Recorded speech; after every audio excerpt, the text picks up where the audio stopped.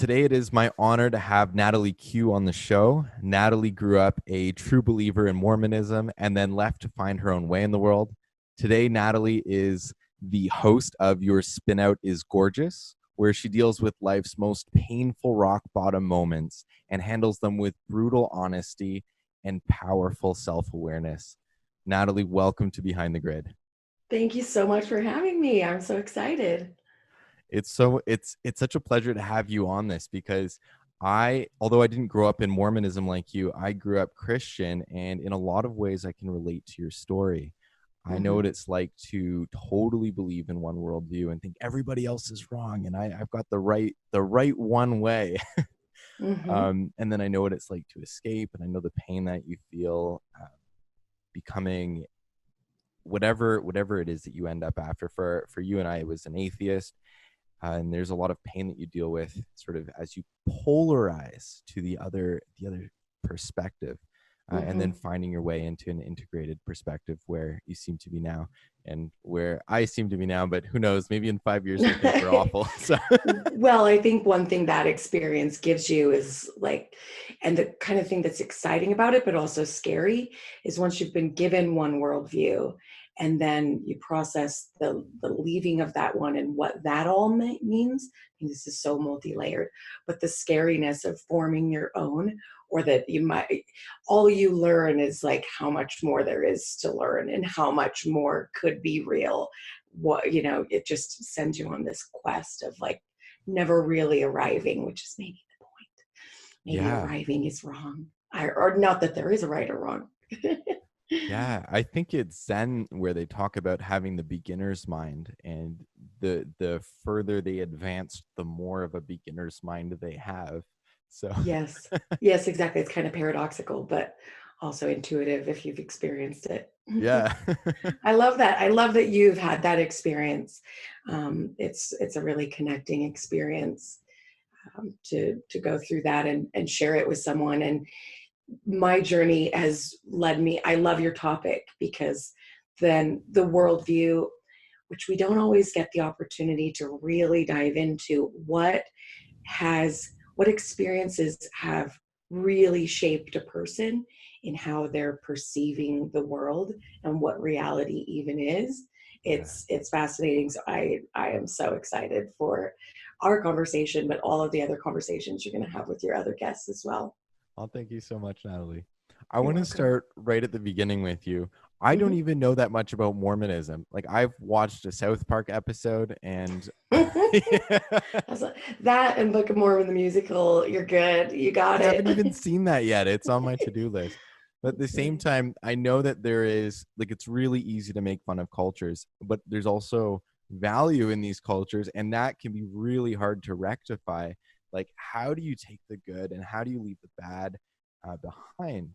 And the fact that might be different for different people. So why don't you give us a bit of a crash course into the Mormonism you grew up in and share with us some of the positive and negatives for your life? Sure. And that's such a great way to couch it. And it is really true. And I hope, I want to speak honestly about this topic. And that does mean talking about some of the ugly parts. But then sometimes when we're talking about the ugly parts, we forget that there are really beautiful parts of it as well. And it's a really interesting religion. God, where do I start? The basic premise is, the Book of Mormon is a companion to the Bible. And what the premise of that is that in 600 BC, I think it is 600 BC, Jerusalem was wicked, and this family and another family needed to leave. And so they build a boat and they sail toward the new Americas, the American continent, where you and I grew up and lived. And so in reality, this was a way to explain these Native American relics that Joseph Smith grew up around in the 1800s in I think was it Palmyra? God, you're really testing me here on the specifics, but don't quote me. It's more the heart of the message than the actual, was that the actual city he grew up in, but it's upstate New York. And so this explained why these people had inhabited this continent. And this was actually part of my leaving, because that's totally been debunked. These people, these people walked over from a land bridge that existed 15,000 years ago that's now submerged, and they're Asian. But Mormonism came about in a time when we didn't know much about the world in that way. And it was in the 1830s that this was being discovered. And Joseph was a really interesting, charismatic kind of a guy. And he founded this movement, and he was martyred. And Brigham Young hit the congregation west here and settled in Salt Lake City, where I live and where I was raised. And there is a real fascination with it, right? We see the Mitt Romneys, we see the Osmonds, Book of Mormon, the musical, the South Park episodes. Like, you can tell there's a real kind of funny spirit to joke about, because it honestly is it's kind of silly, but it's not, I don't know how else to describe it, but we all know from all religions are easy to make fun of, because when you really break down what you're basing your life on, it is, you want to make fun of people believing in, spirits and woo-woo, and that's really easy to make fun of too. But at the same time, I don't know. I say go read some books, and some books that I would recommend. I love The Mormon Murders, which is a fascinating book where this guy who knew certain documents that would be incriminating against the church should exist. So he forged them and sold them to the church. And the story gets so out of hand and escalates that he actually does murder 2 people. And how he got caught, he was bombing them. The 3rd bomb went off in his car and he got caught. So he's still in prison, But certain books like this that tell the story through the lens of like how extreme it can get. Another one, John Krakauer's Under the Banner of Heaven, will illustrate, not only like weave some of the story and the premise in, but also people's humanity, of where they can then take these beliefs and maybe, in some ways go off the rails with it, but it'll still give you a really maybe basic insight into what it's like to have some of these really kind of off-kilter premises be so deep to your heart, and you really, really believe them. And your worldview is that you're basing your entire life off of these things, which is what I did do. You called me a true believer as you introduced me. Yeah, What does that mean? It's a way to differentiate. There's kind of a joke that everyone's some kind of Mormon. Maybe that's even my joke. So true believer is someone who's in it, faithful, going to church, going to the temple. I'm an ex-Mormon. Sometimes people call them former Mormons. You're probably a never Mormon, because I suspect you were never Mormon. So yeah, you're some kind of Mormon. And so for the time that I was in it, I did truly believe it and base my entire worldview off of these premises. And that in and of itself was a really, really interesting experience. And why it's so important for me to talk about it is because, okay, I'm born into it. My parents are believers. Their parents were believers, except my grandma. My dad's mom wasn't Mormon. But when is the right time to start to assess everything in life that you've been told, especially if your relationships and your identity are based on a continued belief in that? It's really terrifying. So there is no good, convenient time to do it. Nope. So what time did you do it? What age? I was 29. Oh, wow. You really believed it for a while. Yeah, 3 decades. Yeah. Whoa. Yeah. I'm not even 29 yet. Oh, there you go. Yeah, I know. See, and that's what's so crazy to me. This month is my 10-year anniversary. So in so many ways, it doesn't feel like ancient history because my family's still in it. I live in Utah right now.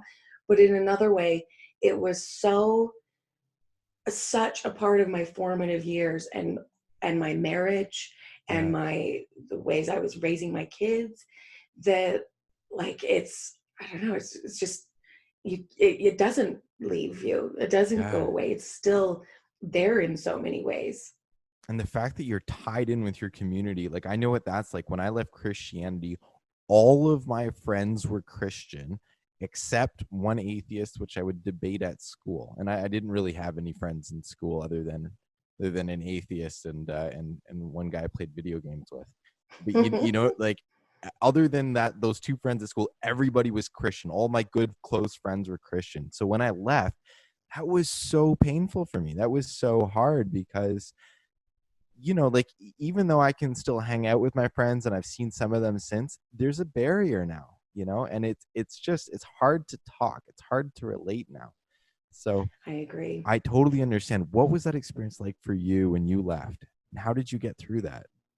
Yeah, I think that's a really common experience. And I was lucky that I had left Utah many years before. So I had lived in Asia for 3 years, and then I had been in Australia for 2, and I would continue to be in Australia for another 5.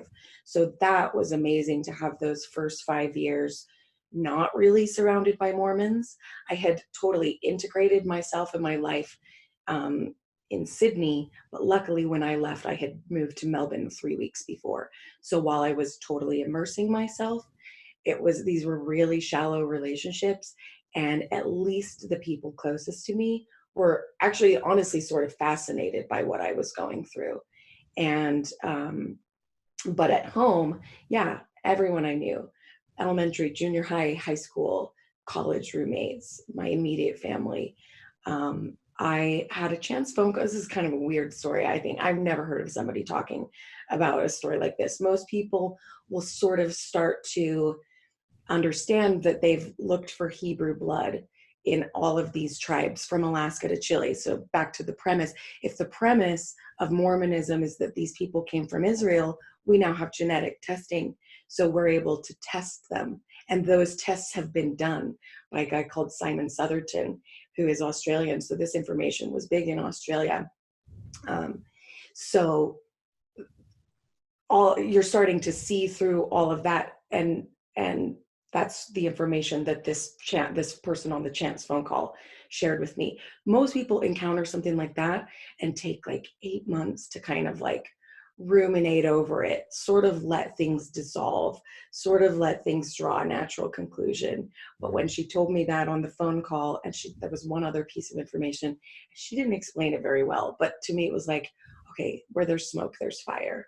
Like this actually makes so much more sense with my life as I've experienced it, that all of this was made up, that Joseph Smith was con man, that he got money and adulation, and he was a prophet and he was a hero, and things got out of hand, and this whole thing just took this crazy momentum forward that is carried forward today when people still believe it. But I have never resonated with it, that it is true. But the pressure to say that it was for my community, for acceptance within my community, was so pervasive that I not only did it and then thus was part of perpetuating it, but in my own mind was like, I really feel like you're telling me the sky is red when I can see that it's blue, but you're making me say that it's blue. So for your love and acceptance, I'll say that it's blue. But in my mind, that's partially true. In my mind, though, I also really, really, really was trying to believe it and live it. And I thought, this is really kind of weird, but it's God. And who am I to question that? I mean, there's a lot of really confusing, conflicting feelings leading up to an event like that, at the moment of the event like that, and then after the event. But I still feel the effects of this event daily today. That's okay. What does But it yeah, feel like? What is it? What well, does that feel like? Like, is it like a heart sensation, or what is the sensation of that feeling? sometimes it doesn't really matter. It's just more that, like, something will surprise you. I didn't understand this because this is never how I do friendships, but I saw it like a meme or something. It said something like, some people will get close to you to talk to you, to talk about you. And that really put into language different ways people would pop in. under this guise of like, we still love and accept you. Tell us who you are, reveal yourself. And then would just like ghost. Just different ways in which it's like you've experienced. How do you really bridge this relationship where you were bonded on this closeness of belief? And then once they still believe and you don't, it sets you up to be in different camps, and you're really trying to find common ground and what is the real nugget and basis for your connection together. And for some people, you're going to find that. And for others, it's going to be a series of really hurtful encounters for years. I had one, I finally cracked it. People did that to me over and over and over again. I had one, she was a college roommate. She'd send like birthday messages to me in Australia, Natalie, and she'd be like crying. It's kind of pathetic now that I think of it. And when I moved home, she begged me for a year to get together. And I said, you know what? Everyone does this. Everyone does this. And then here's what they do. I don't know where they go off and what they talk about and what they do, but I don't want to do this anymore. So if you are serious about being my friend, knowing who I am, because I don't want to have a friendship where I'm not honest about who I am. And she freaking did it. And it's why, like, how I experience it is then different people coming in, and I just want to believe that they really love me. I want to believe that they're genuine when they're approaching me. Hey, do you want to meet up? Do you want to go to lunch? And I just go, how many times do I have to be put through this? Where your religion makes you feel superior to me. And that's fine. I understand that. Your religion tells you that what happened to me was satanic and that I'm evil. And I mean, people even took it to extremes. When I think back of early days, this girl who had literally just been cutting my hair, she was my hairdresser, told a bunch of people in Sydney that I sent her parents anti-Mormon literature, which I don't even believe that exists. That's just like truthful literature that talks openly and honestly about Joseph Smith having other wives, which he did, marrying other men's wives, which he did. And I mean, the level with which people to conform to their own beliefs will use you to make a story so their faith stays intact. So what I mean by that, the level with which she has gone in and thought, I don't even know her in-laws or her parents. The levels with which I would have had to go in to find their address, to care enough about her, to send her this church vilifying information, while I'm sitting there just marveling that I'm allowed to choose my own underwear and drink a coffee. You know, that's what I was really experiencing. It just, it's that it intertwines itself in with people that you actually just want to love and see deeply and be loved and seen deeply. And it makes that relationship a lot more complicated. So to your question, how I experience that in my body. Sounds like pain, man. That's hard. It's That's immensely so hard. I'm just sorry that you went through that, but it doesn't even really make sense. I'm just happy to listen and to share that, because that's really hard. I totally know what that's like. Not to the same extent that you had it. That's much harder than what I went through, but I do understand even on a small way what that's like, and I'm sure a lot of our listeners who have gone through similar things will understand too. I agree. I know it will be resonant with people, and it's just about giving voice to this experience. It's not even about my experience or yours. It's about that this is pervasive and common of Jehovah's Witnesses, a lot of other religions. When an event like this happens, it feels so lonely and isolating, but giving it voice and having people find that resonance is where you really find that it's sadly common. Yeah. I've seen it even outside of religions. It could even be with different political views. There was one point where I was really left wing, and then I went really right wing, and then I was like, politics sucks. That's so true. Actually, it's so funny how what I love about creating content too is that each person listening to this will hear it from a different angle. And these political times, I'm sure someone's going to resonate with how alone they feel in their family or their community for maybe feeling different politically and feeling isolated or misunderstood because of that, and people treating them differently, or having to endure family holidays, believing something different, and the way that that can be so divisive, but so profound that you would ask me how I experience it even in my body, because it is visceral and it is traumatic. It's a trauma. I like And right now when it's you're real. saying it, like the feeling that I get is I feel like this like a vice grip around my heart, and it's like it's Hmm. holding it together, but it's like, yeah, like it's really painful, it's just, I guess, I don't know if I'm making that up or whatever. It's just what I'm feeling. So yeah. Yeah. Well, and you mentioned anger, I think in just before it aired, Mhm. our conversation that was private, I think part of the pain of a moment like this too is that you are really angry. You feel Yep. lied to, you Yep. feel used, you feel manipulated. You've, of my whole life, the last tithing check that I wrote out was for $7,000 for a religion I now look at as a cult and look at as um, something that purposefully and calculatedly lied to me and used me. And there's no house for my anger at that, because then that's the thing people latch onto. Ooh, you sound angry. You sound bitter. And it's this really nominalizing language that leaves things stuck in stone with nowhere to go, because then that just puts you on the defense. And then you're having to sit there and explain why something that is this major of a life event, my marriage was now in trouble, because Mormons go to heaven as a couple. So I woke up Mormon, had a chance phone call for 3 hours, took off my secret underwear, and left the church.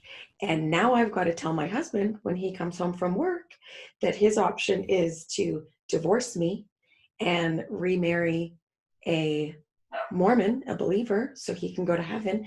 And so he can also realize his earthly dreams, because he was like cream rising to the top, and everything he touched turned to gold. And he was on the fast track for church leadership. So all of his dreams are gone. And these are his options. And that's my option too. Even though I didn't buy it, this is what I'm seeing completely through the illusion Right. that none of this is contingent on our, you know, going to heaven. But I know him as a believer, this is what he's experiencing. And Mhm. it's real to him. And that means it's real in our marriage. And I'm not allowed to be angry at, like, holy shit, you got me. You got me to make every major life decision according to a thinking I would then abandon, and it would be too late for me to be exempt from those consequences. I now had major consequences that I needed to sort through, and I did. I also, Mormons are shamed to work, so I was 30 or 29, and got a job the next year when I was 30 for the first time, my first real job out of college, and knew doing that because I know it's looking like I'm going to get divorced. And now what? I was shamed to work and told to follow a man and attach myself to a man. I was never supposed to financially support myself, and other major things, like we regretted getting married as virgins. So we tried an open marriage to save it. And I should also lay down the context. I thought in that moment when I left that my husband and at least one sibling would leave with me. Neither one of them did.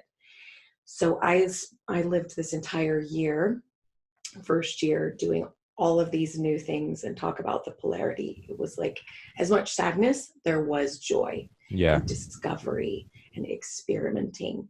Um, and the next year, my husband did leave. It was about 11 months. And so for those 11 months, I dreamed he would leave and that would fix everything and this nightmare would be over.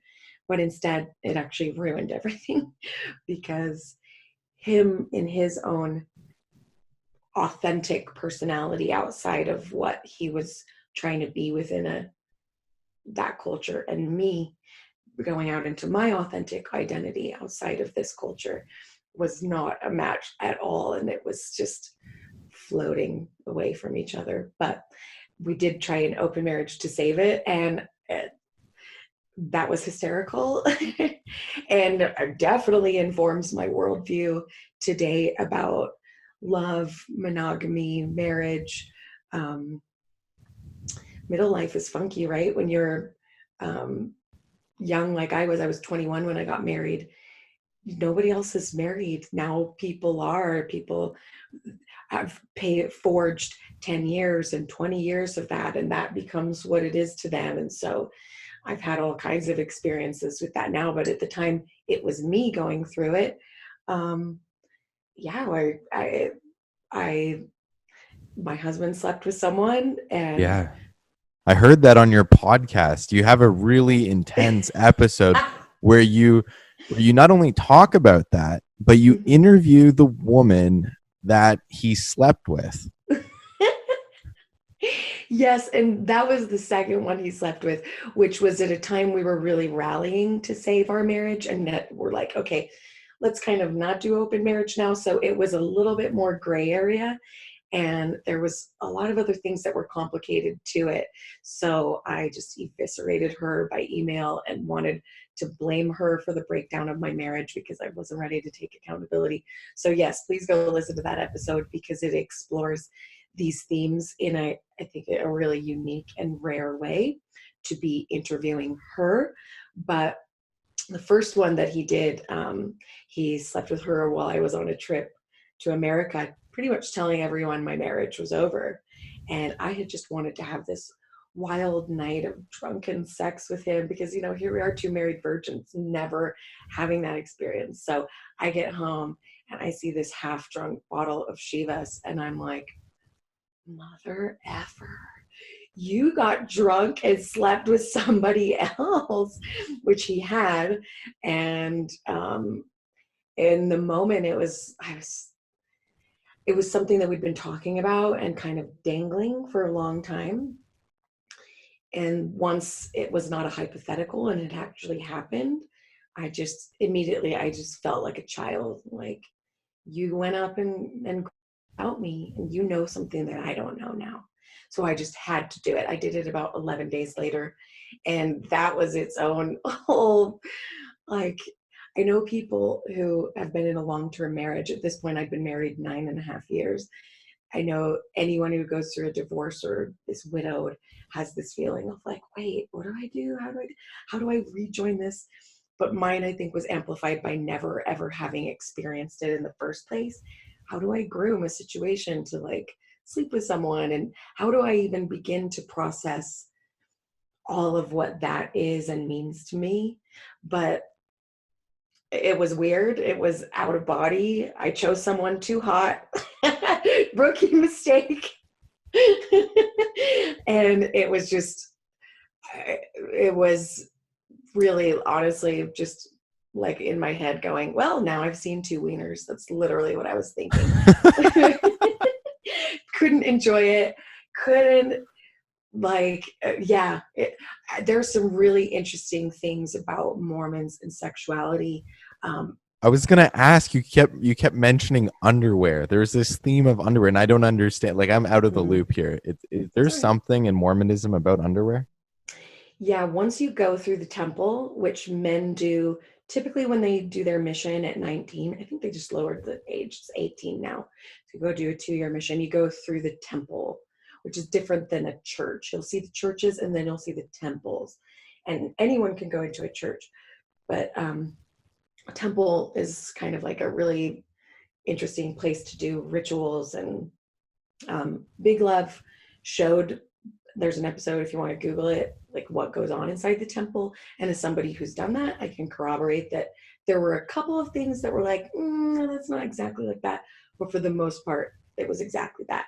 And from that point on in your life, you wear these underwear. You can also Google what they look like. Oh dear. You'll get a picture of Mitt and Ann Romney, which I think they've just superimposed the heads on someone else's body, but that's what they look like. They have sleeves and they go to your knees and they're white and they have secret markings on them. And there's a lot of, I mean, to me, if I'm honest about what it's about, I call them secret, but Mormons would call them sacred. But to me, I won't use that language because it further perpetuates Right.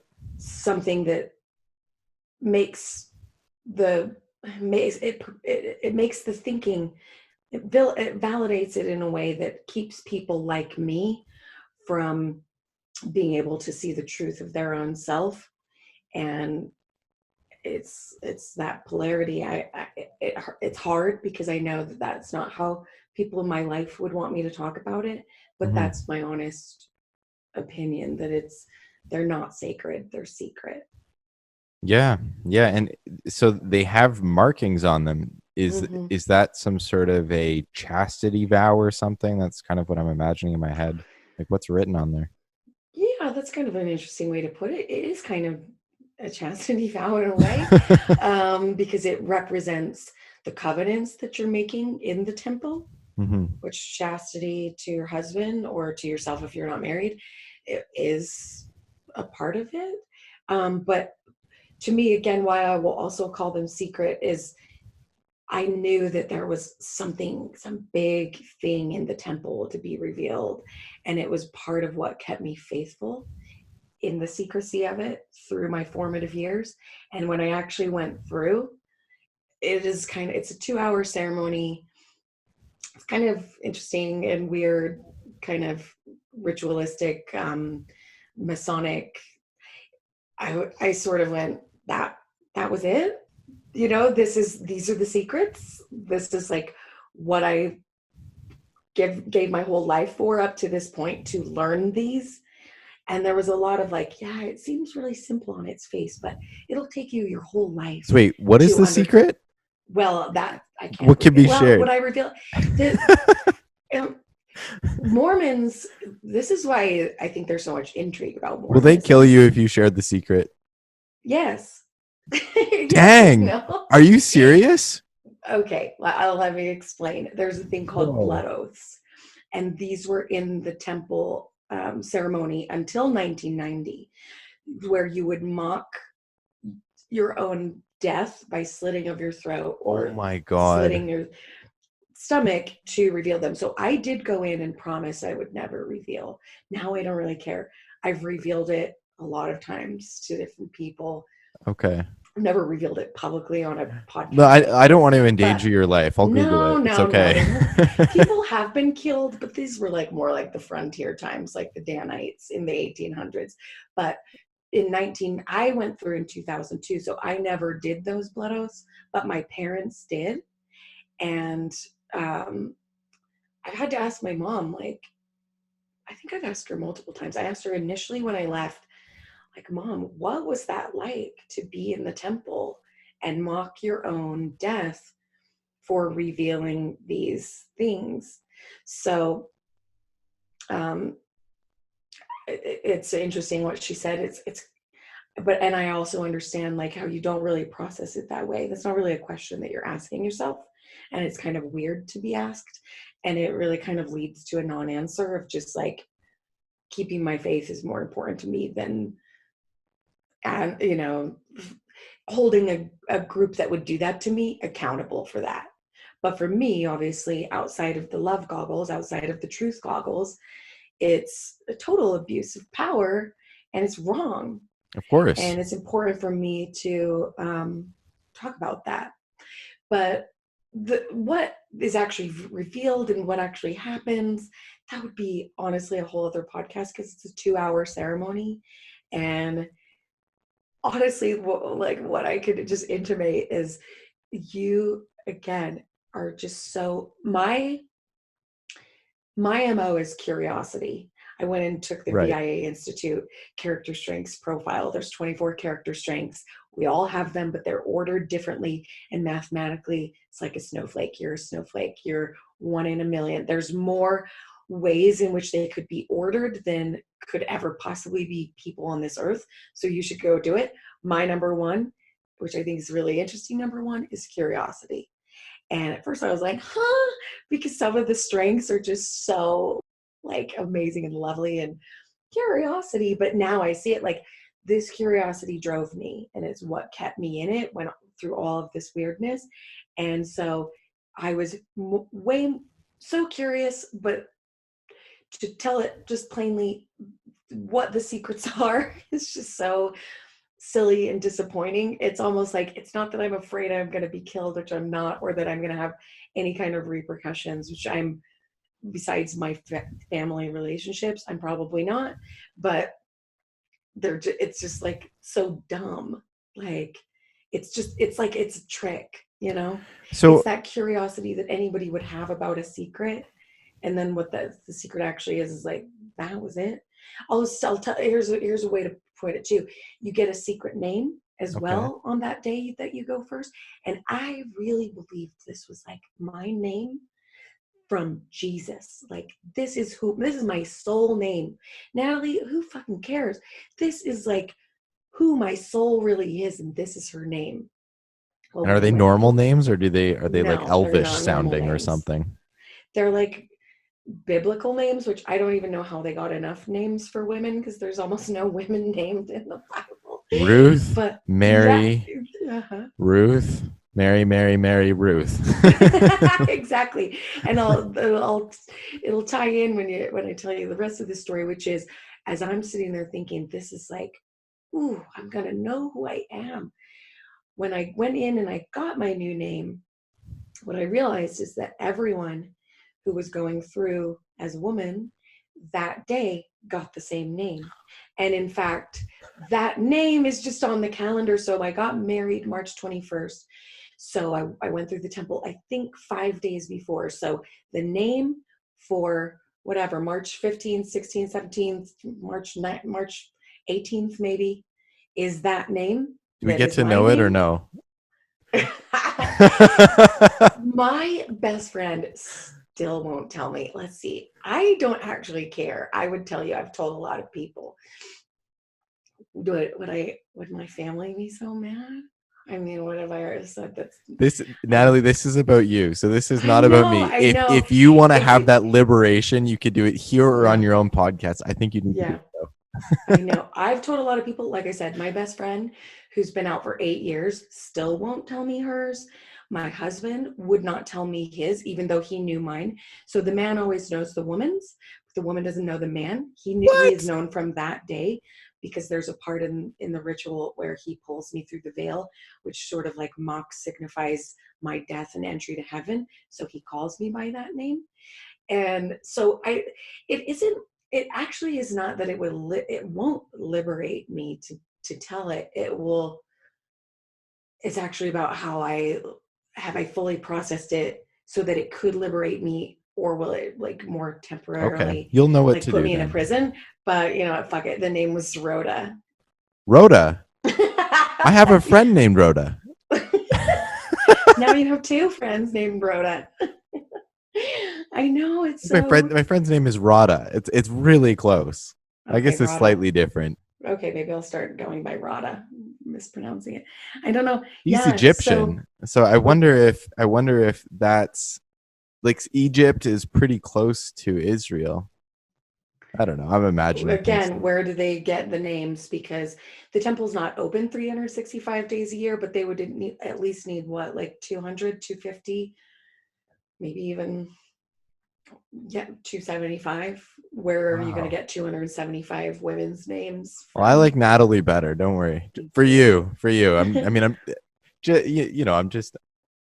I It's always it's wanted strange, Tiffany or man. Amber, but that's because I was raised in the 80s. But now, thank God. I wasn't named any of those things. Anyways, you can see through how like hard that was for me, though. No Why, kidding.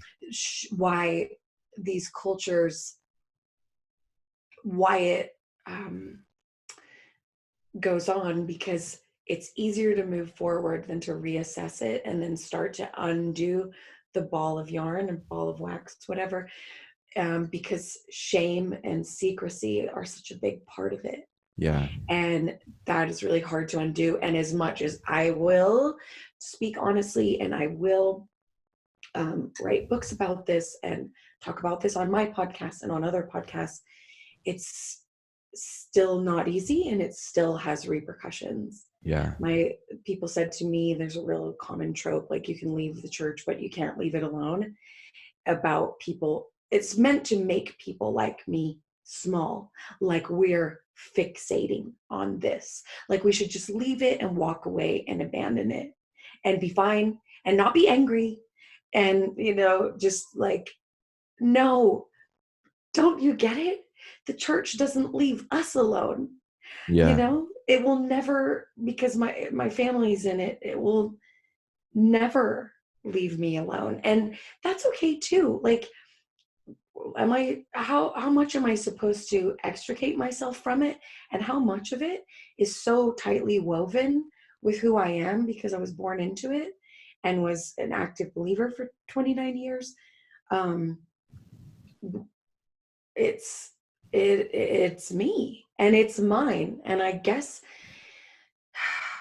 they get power by telling me I'm not supposed to speak about it, speak honestly about it, or have my story as mine. They own it. It's theirs. But there's a chorus of voices of believers and people who trumpet their version of the truth, and they want to silence people who have a different version that doesn't corroborate with theirs. But it's still really hard for me to not buy into that. Yeah. But for myself and my own healing, and for people who could heal through me breaking through that, I have to keep going. Yeah. And it is mine. Yeah, it's your story. Yeah. Don't ever let them tell you that it's not, because like ultimately from your perspective, this is your world, this is your experience, and you can create whatever universe you want. And if you respect them in your mind, then they're powerful. And if you don't respect them, then they're not powerful. So you get to choose how much power they have. Well, and what we're not here to talk about, this isn't sour grapes. Yeah. This is just the truth. And like I said, and my version of the truth. And I respect other people's version of the truth. Yeah. And I think what's been hard to speak about it honestly too is in this codependent tendency that I think I absorbed through this, is like other people's version of the truth are more important than mine. And so I assume people are doing that to themselves. And so I'm codependent and I don't want them to do that. So I'll just be quiet too. It's another way that it bleeds into it. But again, where we're going is where my worldview went. And none of that will make sense if we don't talk about the first 30 years of it and how I would have gotten there. So let me address some of that, of what was happening within my worldview. You've got some of the events with the open marriage and questioning my marriage and how I'm trying to keep my marriage together and navigate this. But in my own mind, personally, I started going off into, okay, this isn't true. Holy shit, what is reality? And there was a real gravity to being lied to and being able to see like, we are so what's the word for, like, vulnerable to having people in power tell us self-serving lies that will get us to design our lives for their benefit, not ours. And that was really, really scary to adopt into my worldview. So there was that part.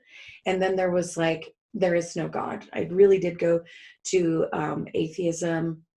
When we die, lights out. I also toyed with like reality, like maybe if you're Mormon and you believe in these degrees of celestial, telestial, terrestrial kingdom, that when you die, that's true. If you're an atheist, lights out, that's true. And we're really creating our own realities after death. I went to some really dark places where I was like, humans have nothing redeeming. We're disgusting, disease-ridden rodents overrunning the planet. We are terrible, we're bad, we're evil to each other, we're a plague on this planet. This planet would be better without us. Thank God that was pretty short-lived, because, well, part of that is true. If you can laugh at it and not have it be so dark, you've got to believe in the human spirit and the good parts of humanity. And I certainly do. And I think I was probably atheist for a good year and a half after that. Sam Harris was one of the first people that I found. And when I Nice. could not trust my own brain through this, up was down, black was white. I mean, this was literally like, I liken it to being out on a lake, having a great time in Mormonism, kind of maybe wakeboarding or water skiing, and then all of a sudden the rope detaches. And not only that, like, I'm in the water and it goes to night, the boat speeds off and it's dark, and I am like, holy fucking shit, like drowning.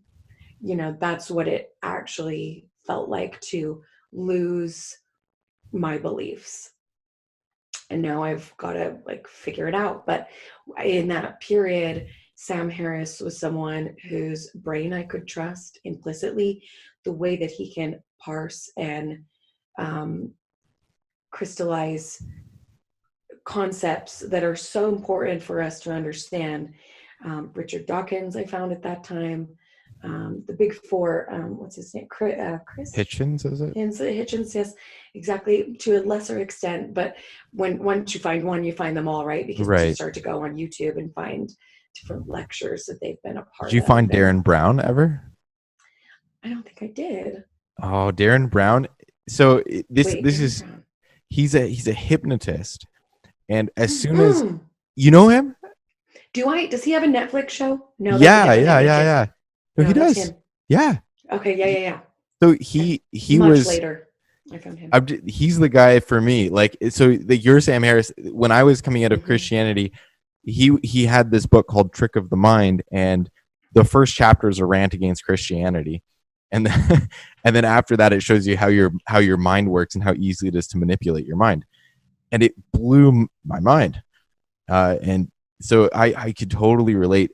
So, even though these people don't have, like, I mean, nobody has a fully encompassing view of the world, but I find the atheist perspective really useful as a sedative in a way. I don't know how to explain it, like to bring your mind down from crazy into like material, mundane reality so that you can just ground yourself, get into a normal rhythm, and then you can discover yourself from there. So I really respect the atheist role of like the worldview of atheism for the healing it played in my life. I Yeah. agree. I think it's a lens you have to peer through. And I guess this is why it's so important to speak honestly about these things. Because if you're born into a religion, again, when is the right time to completely fuck your whole life up, fuck your relationships up, possibly lose your job, possibly lose your marriage? You're not going to do that. There's no road out. But what's important in my values for humanity is to do that and pay those costs, and then go try different ones out. And that's when you can understand yourself and humanity from a more broad spectrum. And so being able to peer, even if you don't need to leave your religion totally, if everyone would be willing to just peer through the lens of it as if it were true for a week, Yeah. what that's part of how I got out of Mormonism too. I started hearing it years before that event happened.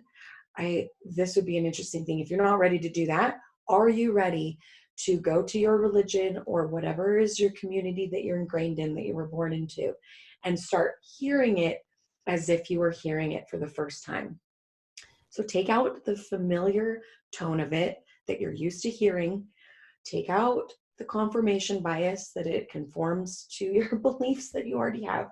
Take out, that it sounds normal because you've heard it a million times, and start to hear it from the ear of someone who was hearing it for the first time. And if it sounds crazy, it just might be that it is. And that was an alarming exercise that definitely led me out, but it was worth it.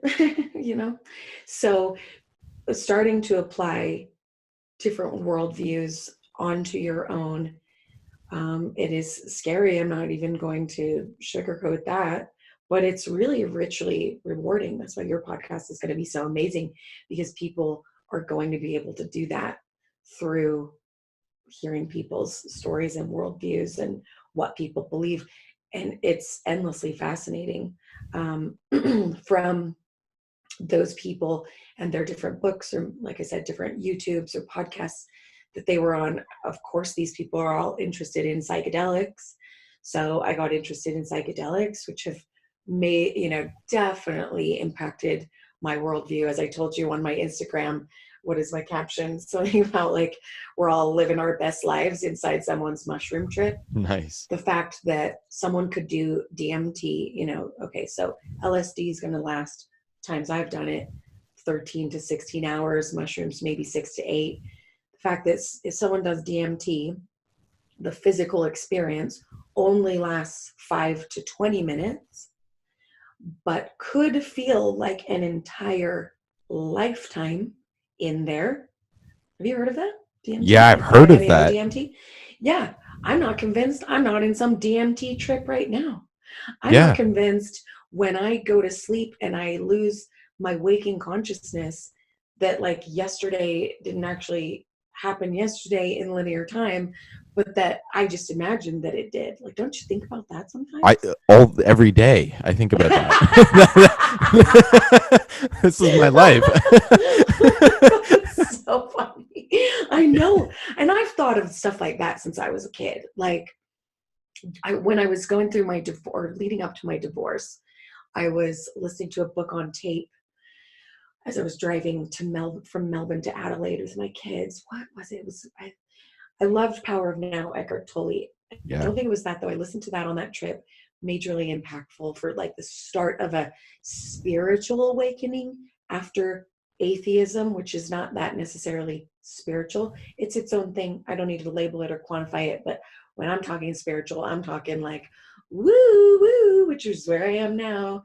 Energy, love and light. But it was a book. It might have been Albert Einstein's book. I can't remember some book, but Carl Sagan wrote the foreword, I think, and it was talking about Stephen Hawking's dissertation in the 1960s about literally being able to quantify how you could bend time backward. And so the fact that we can prove these things, or that, reality as we know it probably has 11 dimensions, but we can only see 3. Like, it really starts to go, there, honestly, literally anything is possible. Are we in a simulation? Are we in, am I in some kind of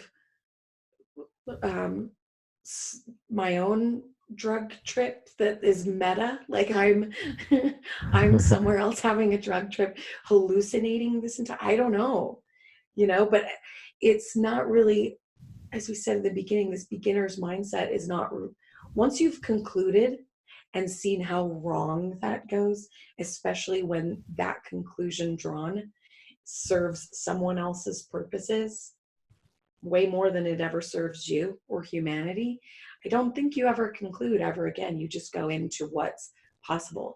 I haven't had TV for 10 years, maybe even 11 years now. Nice. But yes, stopped watching TV, but for times when I've been like short term in a living situation where maybe I had access to someone else's TV, I watched Hamilton's Pharmacopoeia on Viceland. Have you ever watched that? Oh, I saw it. I honestly did not want Vice to tell me anything to do with psychedelics. I do not trust them. I get it. Okay, I get it. Okay, Vice is definitely just something to make fun of.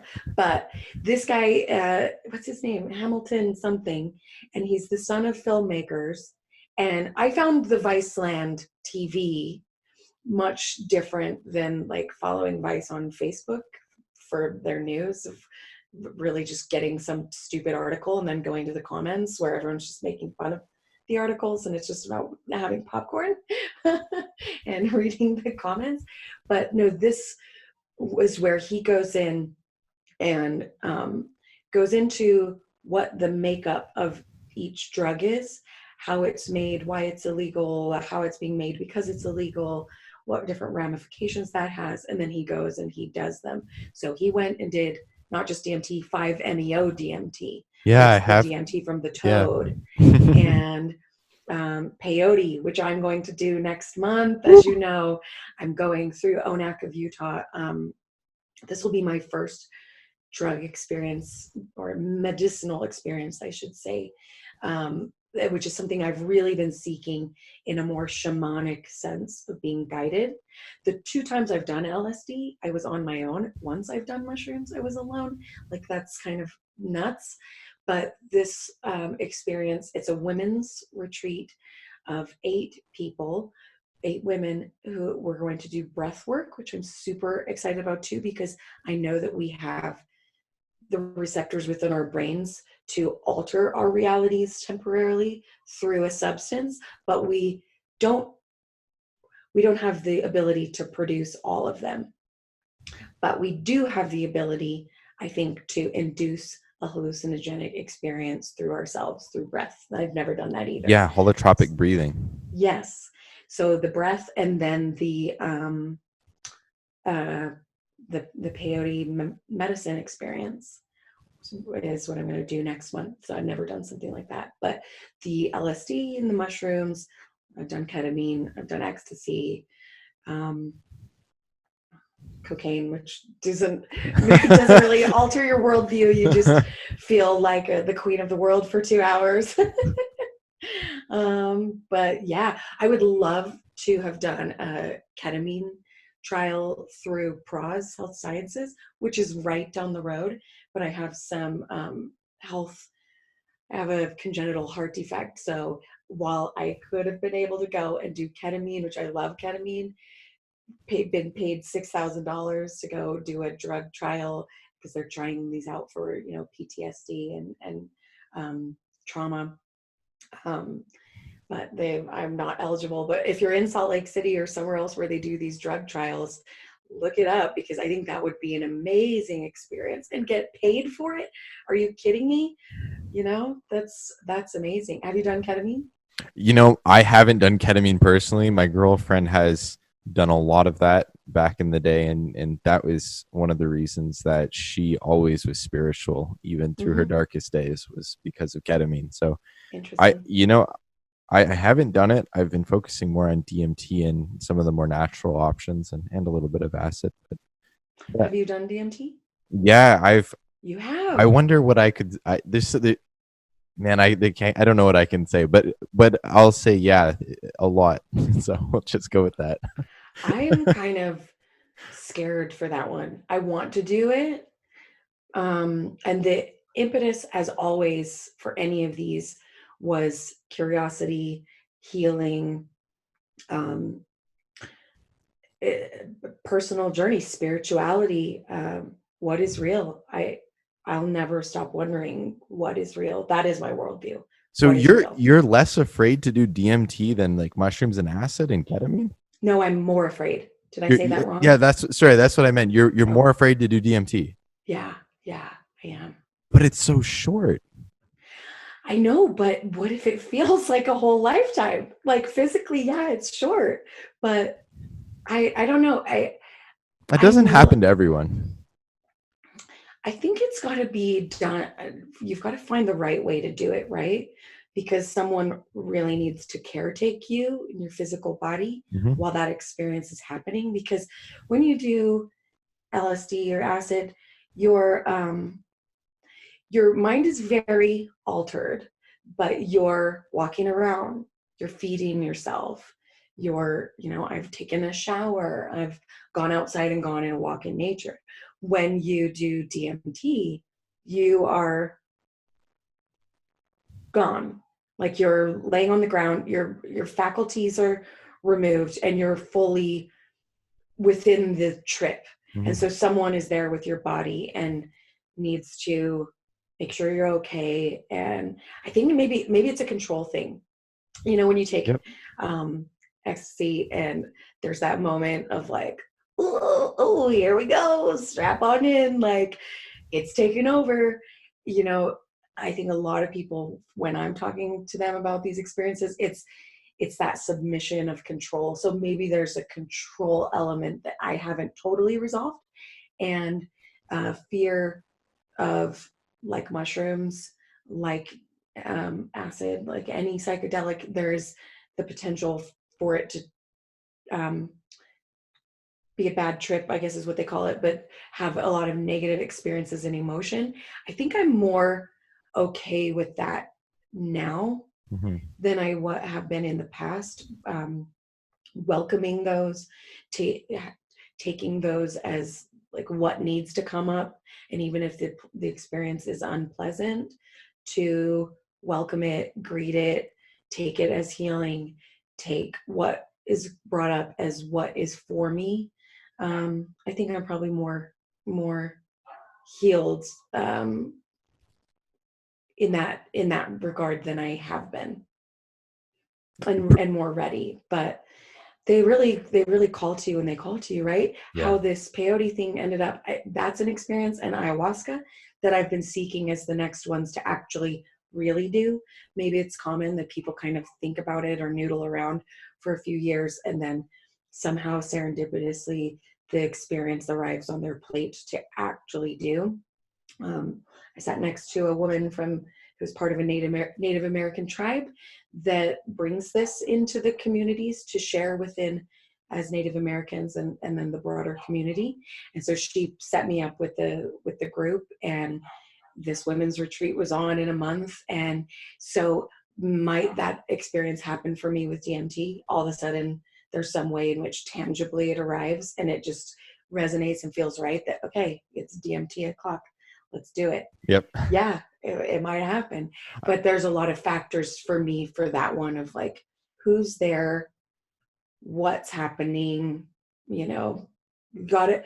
You need to, these are not things to just do for silly fun. Some of them are a little bit more recreational. All of them, for me, I would say, if you're taking a spiritual element to them, even doing ecstasy, it depletes your brain chemicals. So there's a time where you don't want to do that. You want to do it, and then you want to let your brain chemicals regenerate. And so I say this because my point is that drugs and dare and the whole program of like drugs will ruin your life and the war on drugs and these are all addictive. While I never want to make light of true drug addiction, I think having an honest conversation about these Mm-hmm. also is talking about using these medicinally is an experience that you take very seriously, but it's not what they told us taking drugs was like. It's not at all like that. Those are myths spread by big pharma cartels because they don't like competition. I agree. That's how I say it. But I also want to say always have a trip sitter. Whether you're doing mushrooms or acid or DMT, always, always, always have a trip sitter that you trust, and that you love. Somebody who will be sending you good intentions, and then always have a positive setting, one that you're happy to you feel relaxed and comfortable in, and also go in with an intention. And I'm saying this for everybody who might be listening as well, Natalie, because it's so crucial when you're working with these powerful ancient medicines that you use them in a sacred way, because I've had tons of bad trips, and I know what that's like. So I'm better for it, but if it wasn't for having people around me to support me during those experiences, I would have made things a lot worse for myself. Absolutely. Thank you for saying that. And I agree. The time I took mushrooms alone, I just texted someone and said, I just took mushrooms. Luckily, I didn't take enough that I even really tripped out. I just had that fun thing where you laugh. But I just was like, God, you dumb shit. What are you doing? And then, of course, did LSD twice alone. What the hell was I doing? I know, it's so dumb. I actually had a really good experience. Like, talk about it. I took it really late at night, just kind of on a whim. dumb again, what not to do. But I luckily was blessed with a really fun experience anyway. This was actually, now that I think about it, I've taken it 3 times. This was the second time. um I kind of fell asleep as it was like activating, in the period of from like taking it from when it was active, and then I came to, and I was laying on the ground, and my ceiling just started being full of like lights and colors and different stuff, and I just walked into my room, and I have a floor to length mirror, and there was a thumbprint that morphed into this beautiful woman who was pregnant and breathing like the breath of all of humanity. And I just like watched her undulate and move, and it was so beautiful. And then my bed started breathing, and my clothes in my closet were breathing, and just different stuff like that. I'll have just, you're connecting different thoughts in your mind that you could almost never articulate in this reality, that just feels so profound and deep when you're in it, and you take them with you, but they're just, I don't know, like almost not relevant on this plane. Similarly, I saw the room split into like 4 quadrants of different reality, and one was underwater and the rest weren't. Like, what? I know, I don't even know why that would happen or what significance that has, but it was just really cool to experience. The first time I did it, actually, as well, I had some fun stuff. I I looked out the window, and I had a timber fence out my sliding glass door, and the slats turned into Native American. Like, this slat was a Native American and this was a Native American, and they were, or First Nation as you would call it, they were kissing in this like really beautiful kiss. And then they turned this way and they turned into horse faces, and the horses just had this really loving natural energy, and then back to kissing Native Americans, and then this way.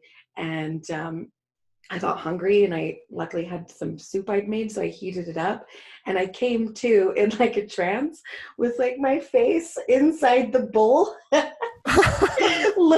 looking at it so closely because I could see every particle of the soup.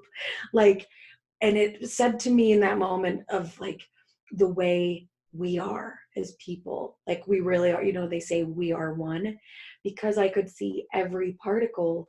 But then as you pull the soup back out, it's one as a soup, but then you pull back in and it's individual particles. I was just like, whoa, mind blown, we are one. What else did I experience and feel on any of those? I know, even though the mushrooms weren't hallucinogenic that time, and I've done them subsequently, and they were, and had some really beautiful experiences. I did have that lingering sense of wonder for weeks after, that they say you're supposed to have. I hopped on Google and like, what's going to happen to me, alone as they're like activating. And it said, you'll have a sense of wonder, like be journaling. You'll have a sense of wonder, possibly even last week's. I totally did, which the intention at that time that I had taken them was that I really felt like I was hiding something from myself, that I needed some kind of substance to break through the layers of self-deception that I had put over myself, so that I could get deeper into this truth about my purpose. Honestly, about a lot of stuff like this, like the lies I'm telling myself, that love is conditional, and that by living my life in a truthful way, people's relationships are contingent on me not telling that truth and staying small. Just different stuff like that were totally instrumental in. You can tell that they're still there. It's not like it heals it, but that I could feel them in a stronger sense than I have them now. And I wanted to see through that illusion, because it is an illusion. But lots of people have benefited in us all buying into it. So we have, and old habits die hard, man. So I wanted to ask you about how this fits in chronologically. There's so many exciting moments that you've talked about here, but to me, it's not really clear when you started doing the psychedelics, and like, were you in is this at the same time as you're exploring an open relationship? Mm. And Oh, then good. Thanks for asking. Yeah.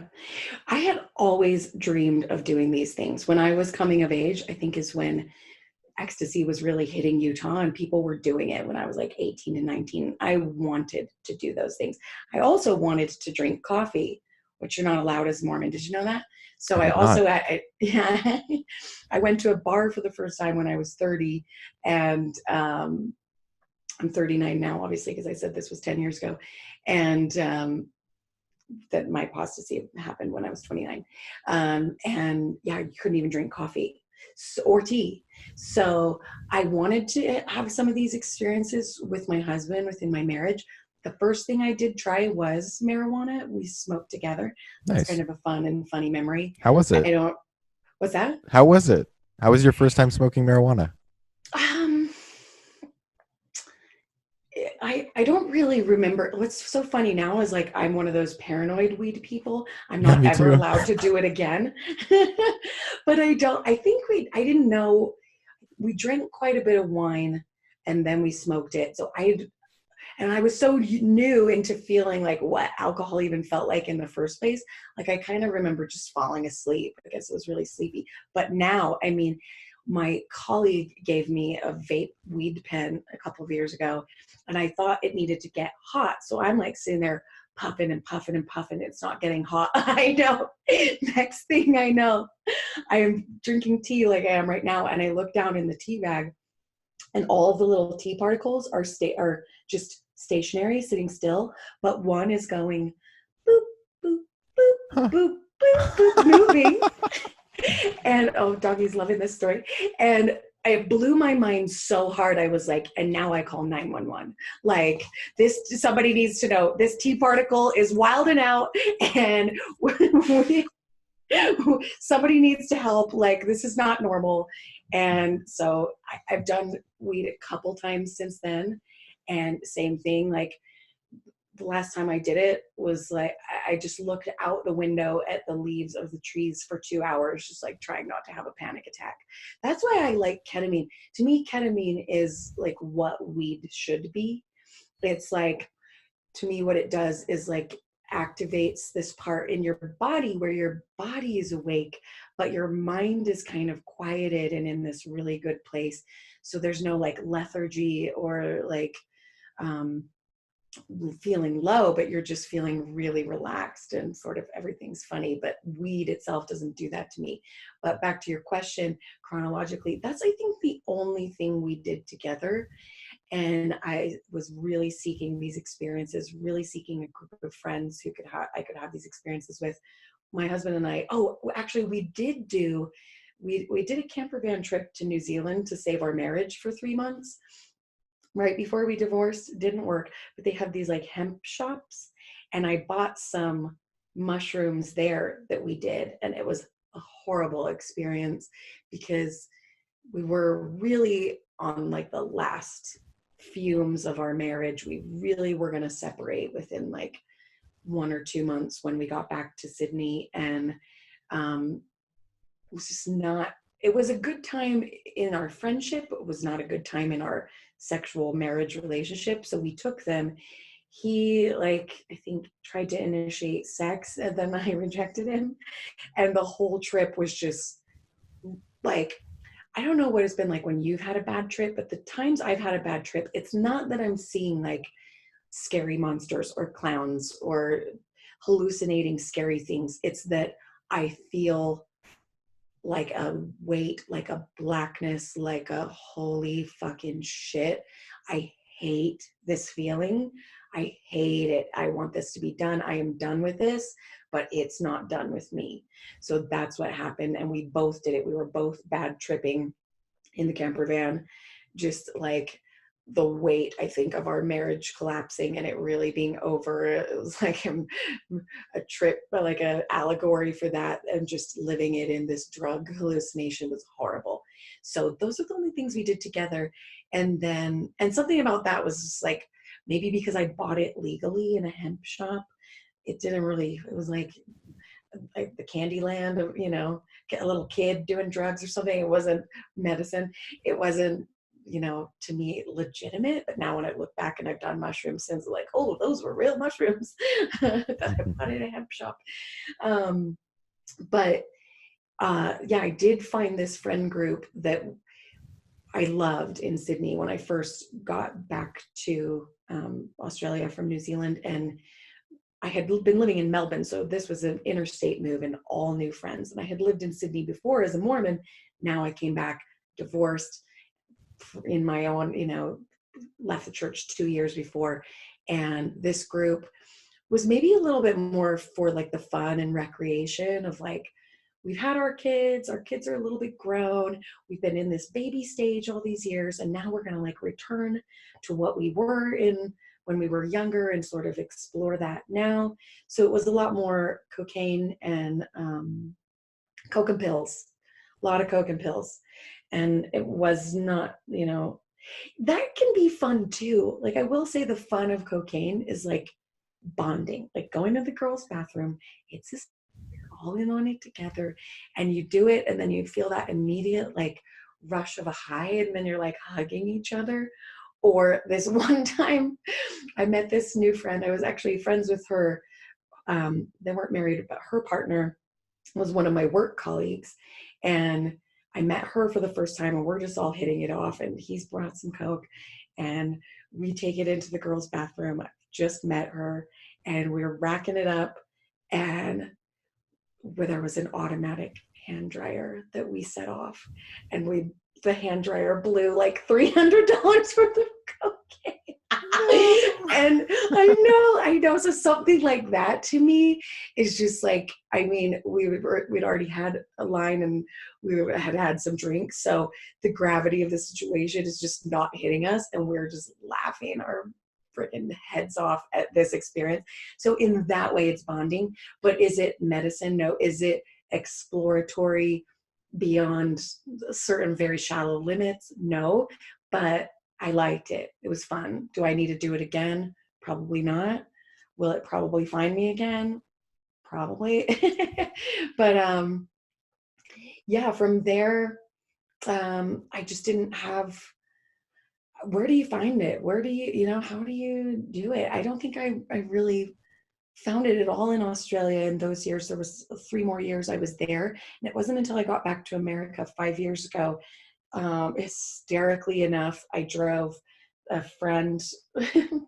He needed a ride from Salt Lake to LA, and he paid me in mushrooms, which he didn't need to do, but one of those like college things of like gas money, like, let me give you a little something. So here's some mushrooms. So that's where I got those. And I did those for the first time, I think about 3.5 years ago or 4.5 years ago.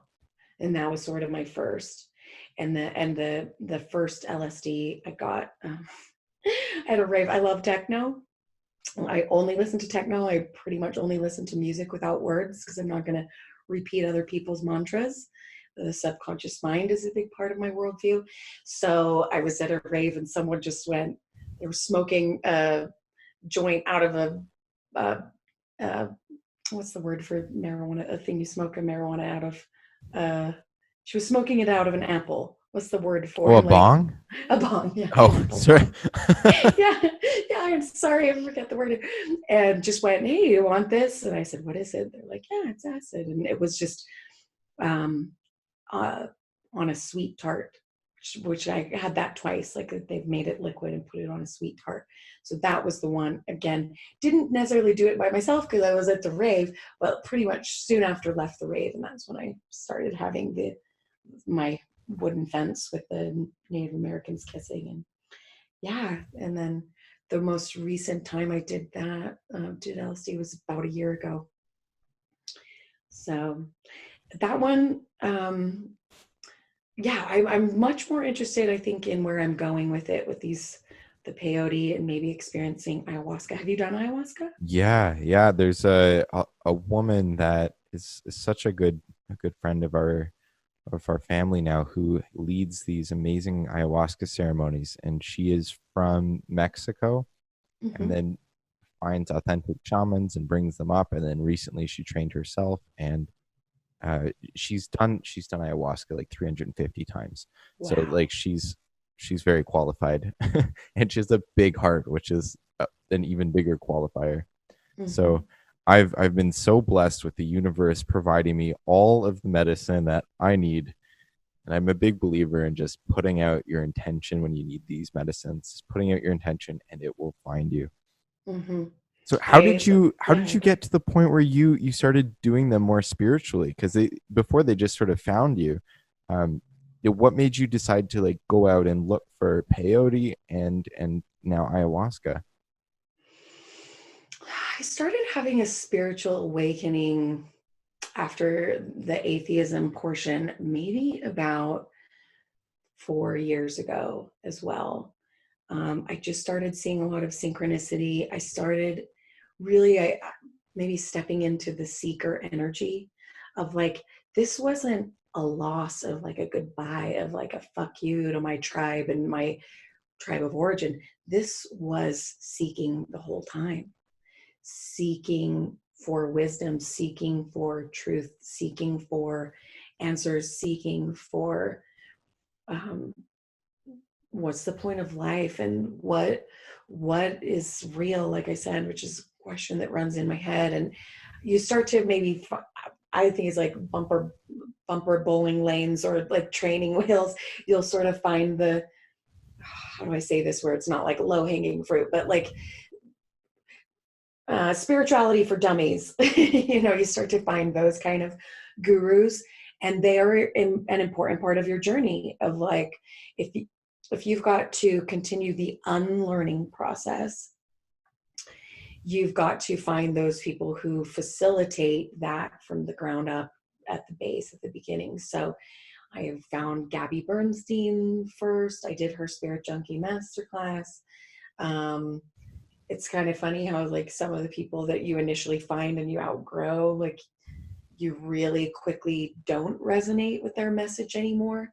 But I think, yeah, it just evolved into where if that's your guiding light, all the medicine is going to find you at the right time. The books are going to find you at the right time. People who I've heard on podcasts say stuff like they were in a bookstore and the book fell off the shelf and opened itself. Like, I thought that was crazy, but that actually totally happened to me. And one of those books was Sacred Contracts, Caroline Myss. Have you I haven't read that that one? one. That is an important one to talk about, that shape my worldview. Now, she's very like Carl Jungian. All of the thoughts that have ever been thought on the earth are still inhabiting the earth and swirling around, and they can inhabit us and then leave. And what she says we are made of, because I was kind of going, okay, I've been toying around with this as a worldview for like a few years. We're 1/3 human, and that human will die. Natalie has never lived, never will again. 1/3 God force energy, and then 1/3 soul of like the individual part of ourself that lives on. I don't know. That was an interesting thing to try on. Hers that she puts forth is that we are made up of 12 different archetypes, and 4 of them are universal, meaning we have all of them. We all have all of them. And then there's a library of about 300, and we're made up of about 8 of individual of those. So for example, those in the library of what you could be is like the advocate, the wounded healer, the priestess, the king. Um, there's different ones obviously that inform people who are deceptive, people who, the advocate is people who go on to be a lawyer because that energy of advocating people is alive within them and is their guiding light. So it kind of makes a lot of sense. And it's again like atheism. The book is totally worth a read to try this on, this worldview. This is interesting. Does this resonate with me? It at least kind of makes some compelling sense. But what's so interesting about the universal one is the inner child, and it has subcategories. So all of us have an inner child. That makes total sense. All of us have the prostitute archetype. What a fascinating universal archetype. And so I love this archetype because Can you teach me a bit about that one? My sense from that is that would be one that just wants to connect and with anything and everything. Is that how you would describe it? Interesting. That's an interesting lens to view it through. What she says it is an energy that is within you, that is with you in the deals you make. And are you making dirty deals? Are you betraying yourself? And the prostitute archetype will kind of get you to betray yourself. But the exciting thing is, once you transcend the prostitute archetype, it then becomes a guide, and you won't be making those deals. And this, I think, is where I'm going in my purpose, frankly, of talking about all of this stuff and how we live. Because again, as you pointed out, my work is very with women and female driven. We live in this man's world where the men have the money, the men have the power. 2% of the world's CEOs are women. So we slap this punitive label on women as prostitutes, doing what they need to do to survive in this world and to survive the constructs of the world and the way the world is made up. But what about the people who are the real prostitutes, who, when they make dirty deals that betray themselves, betray us all? Big pharma, big oil, different people in our governments. To me, that's where I'm going, and with my work in the future, is talking about the prostitute archetype, because we really are all prostitutes, but we just want to label that label on a few people, and it obfuscates the truth of what that energy actually is. And again, I think it's part of the systematic numb the masses, keep them believing in these tropes so that they don't see things clearly. And so long as they're not seeing things clearly, we will betray their interests for our own purposes. So I think it's actually really, really fascinating. I always forget what the other two universal ones are, but again, you go read the book, and then it goes through and gives you different ideas from movies of where she's seeing the archetype alive within the premise of the movie or the character, and then there's different tests. So it's like an interesting personality test if you want to do it, of like, okay, well, if this is true, what archetypes would you be? And Caroline Myss is one of Oprah's spiritual advisors. She has a few other books that are out. I almost can't believe this book isn't more popular or known, because it's really fascinating read. But that is, someone had mentioned this book to me and the prostitute archetype, and that book found me at a bookstore and opened itself to that page. And to me, as I've sort of gelled with like, okay, what really is my message? What really is the benefit to talking about these things? That, as I said, is where I feel totally aligned with my purpose.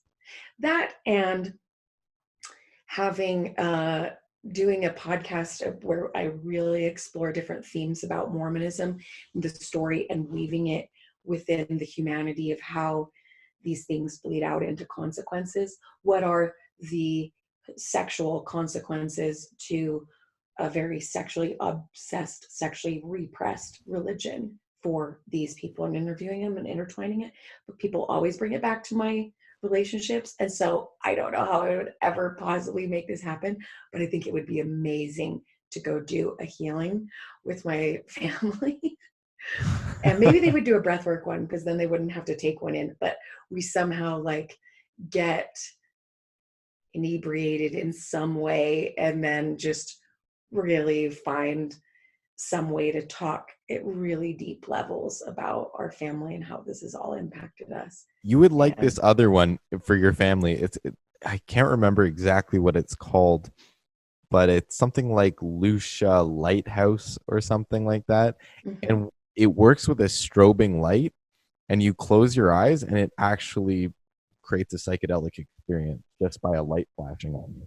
So interesting. It doesn't, you wouldn't, like, you don't take anything, but by the end of it, like when I did it, my heart was so open after. I was like, oh my God, I love all you people who are running this. Hugging them and like, oh, I need to hug you. It was like really intense, heart opening experience, and really like beautiful artwork of just colors Thank you from for my telling mind. me that, and Yeah. and anyone listening, because I think that might be definitely a serendipitous, something that aligns and calls to me and converges. Lucia Lighthouse. Yeah, I'm gonna look it up. You can put in the show notes. Yeah. Yeah, I'm gonna look it up and put it in the show notes because it's really important. I had such a profound experience with it. But there's a bunch of these things. Like there's a bunch of Hmm. things where you can have psychedelic type experiences. Another one that I haven't done but is on my to-do list is a dark room, and your pineal gland produces DMT.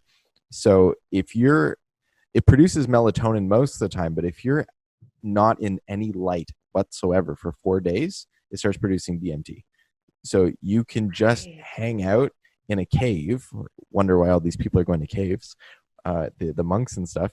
But you can hang out in a cave or a really dark space, and there are retreats that will help feed you and take care of you during this time. And then you can go for a week or two, and you're just like completely natural high on your own DMT supply. That's super interesting. I'm wondering about the breath work too, because and it's I'm glad you mentioned that because it made me think of Joe Dispenza, who Mhm. we haven't covered yet. And there's a part, I think it's in Becoming Supernatural, his book. Loved that book. That was probably one of the most transformational books I've ever read, and loved Joe Dispenza's work. But he describes this exercise in one of them. I think it's that one, or it could be Breaking the Habit of Being Yourself, which I've also read on audio around the same time. Or I don't think it's in Evolve Your Brain, but he did you read that book? Have you read I that part? haven't read Joe Dispenza. There's so many great people. He's on my list, but I haven't read him yet. I think you'll like him. But there's a part where he's describing a breath work. The pineal gland is on the cover of his book. You don't notice it at first until he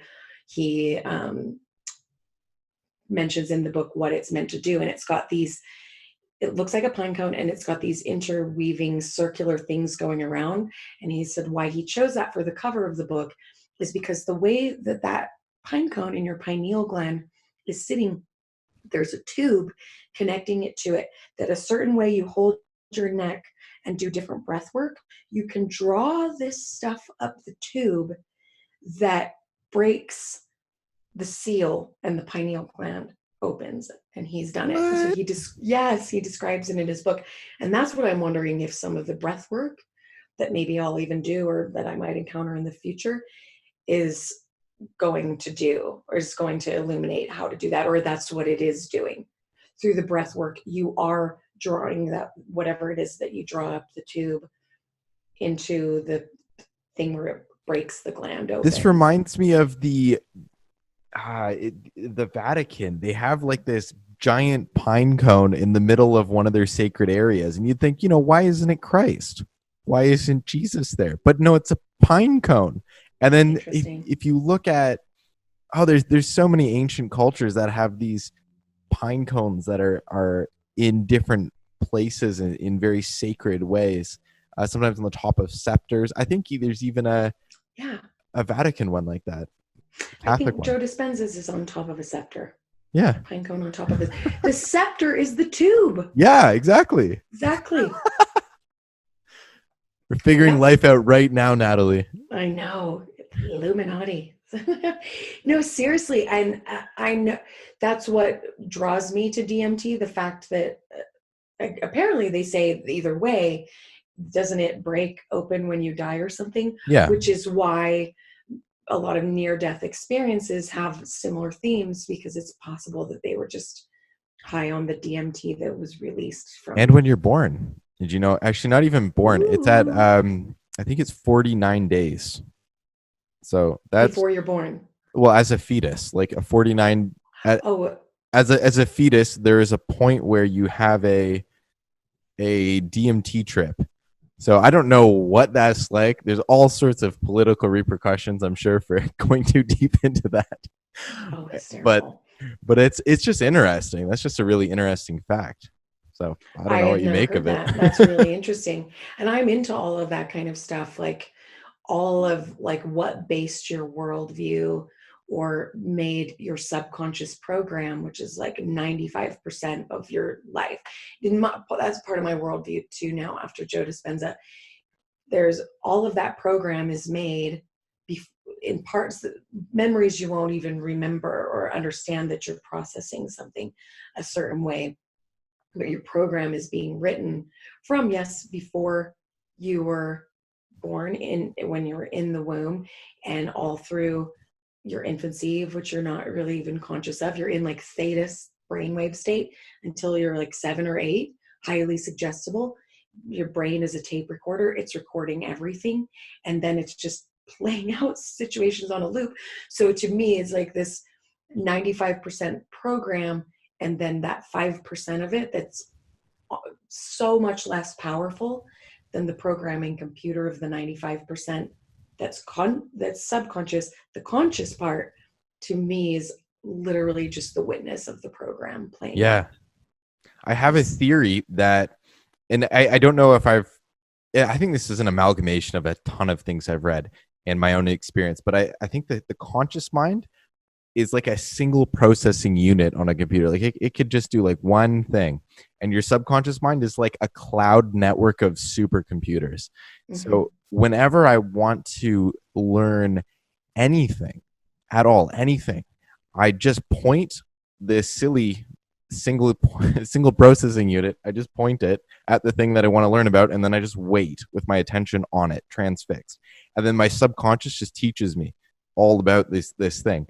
And it's not, I'm not good enough to the point where I'm like able to, like solve a big math equation like that. But I learn so much about myself when I focus on things, or I'll learn so much about like even different skills that I'm learning, like very pragmatic skills, like even something as simple as like using Photoshop or something. Like it's really interesting. So I highly recommend trying that out, using your conscious mind to point your subconscious superpower computer. Mm-hmm. So true. I do it in a different way, like falling asleep to meditations, because my brain is in a highly suggestible state. Because you must be amazing to be able to do that in the day waking of like beta or alpha brainwave states to like get your brain to absorb it. But maybe it's not as hard as I'm making it out to be. Maybe I'll try it. That's a really interesting idea. Do you have a meditation practice at all? Not totally consistent, and I need to be, because I know like I'll get to this place where my program is wilding out and not optimized, and I might be feeling more anxious than usual, and then I'll calm it all back down with consistency of like journaling, meditation. I've tried all kinds, from like TM to guided meditations are really good. I liked some of Joe Dispenza's guided meditations. He's got this one that's super weird, but he explains why it works. For 20 minutes, you're kind of doing like a yoga nidra style like body scan of like feeling the space inside your nostril, feeling the space in the back of your throat. And he kind of talks long and weird, and he goes into like why he goes, feel the back of your throat. It's super weird. Like when I send it to people, they're like, the fuck? But there's a point to what state that's putting you in, that then he takes you to the unified field of possibility, which I love thinking about that, like fields of infinite potentials, time collapsing in on itself, like multi-levels of the past, present, and future being alive on different dimensions right now, or like you have this real intention for this certain thing to happen that you're manifesting or whatever, going to the unified field. But what's really fun in this practice is you also bring an intention of something you want to surrender back to the field as energy.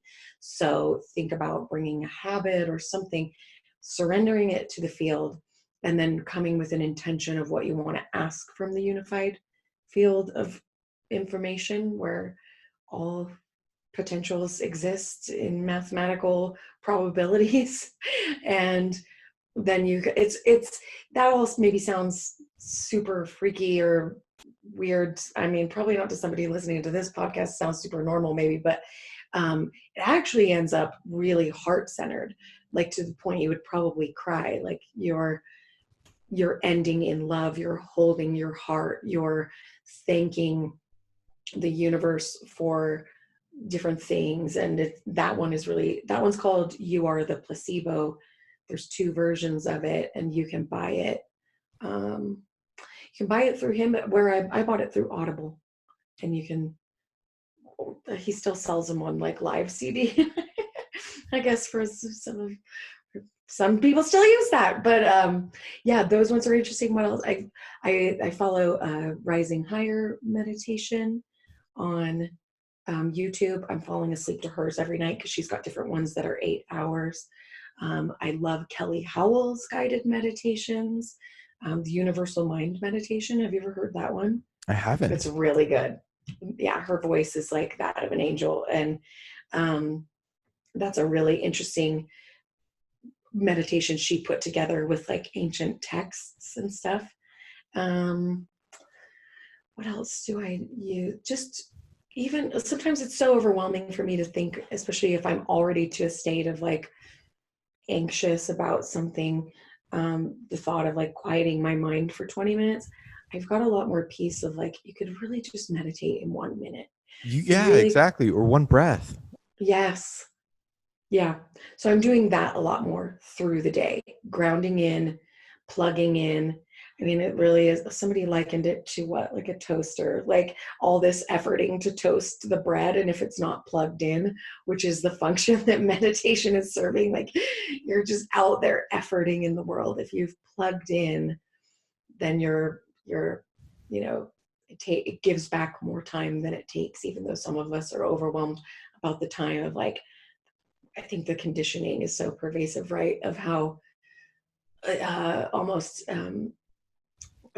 indulgent that is to just take this time for myself. I know that's part of like the egoic function, where the ego wants to keep that story running in my head rather than me being my highest version. Don't become that highest version. Stay here where it's safe. That's much more what I overcome, or I'm trying to overcome, to get my practice consistent, which I think a lot of people probably do. You'll travel farther faster if you take time to rest. So just keep that in mind. There's I put out a video on YouTube recently about Nikola Tesla versus Thomas Edison, and Love it. alternating current versus direct current, which is Edison created direct current, and direct current just keeps going at the exact same frequency and doesn't change at all. And it's kind of like a hyper masculine energy of just trying and trying and trying and trying and never stopping. And then Nikola Tesla's, sometimes it's like at a positive polarity, sometimes it's negative, and it's flipping between these 2 states of balance. And sometimes it's traveling further away from its destination, but overall that helps it get there faster. So just keeping that in mind, and that's why I highly, highly recommend having a meditation practice, or any sort of mindful practice, or even something simple like just getting up and having gratitude, just tapping into your heart. So it's good that you're doing it though. Like you're coming up with some really cool stuff, like with Joe Dispenza's one. That was blowing my mind just listening to it. I need to check that out. You will love it. His work is the most practical application, for one, but the most succinct blending of the scientific and spiritual, to my mind. Yeah. Of how, like, sometimes it's just like an esoteric concept, right? But what does that really have to do with how I live my life day to day? His is the full picture of all of that, and the way he's able to explain it and marry it with personal stories. I got the book physically, but I found the audiobook just for me, for the way it's so deep. And several people who have followed up on, if I've suggested reading it, and they have, like, holy, I had to read it like 3 times to get it to absorb. I found that too. Like, it was just so mind blowing that I just couldn't for however I'm built, read it. I had to hear it. And the audio narrator of that one, and I think Breaking the Habit of Being Yourself, are really, really, really, the narrator is fantastic. It's important to have a good narrator. I know it is, because his other book doesn't, I don't like the narrator, and I'm struggling. You just can't listen to it. You can't listen to it. You can't absorb it. Yeah, I know. Exactly. Can you tell me a bit about your worldview right now? It seems like you do something like what I do, right? I flip through a bunch of them and I don't even have one I operate by. I actually operate with like 3 different ones.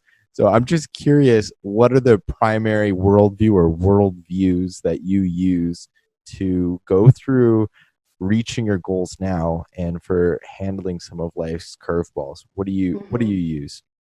I think we are aligned, and I think what I do, or how my brain is set to like find the truth or like find what resonates with me, it's where the messages are aligning, right? Like, where is Joe Dispenza aligned with Abraham Hicks and what's resonating? And so I'm just trying to like crystallize where everything that is resonating with me is being said the same way by a different voice. I think that's mostly what I'm doing.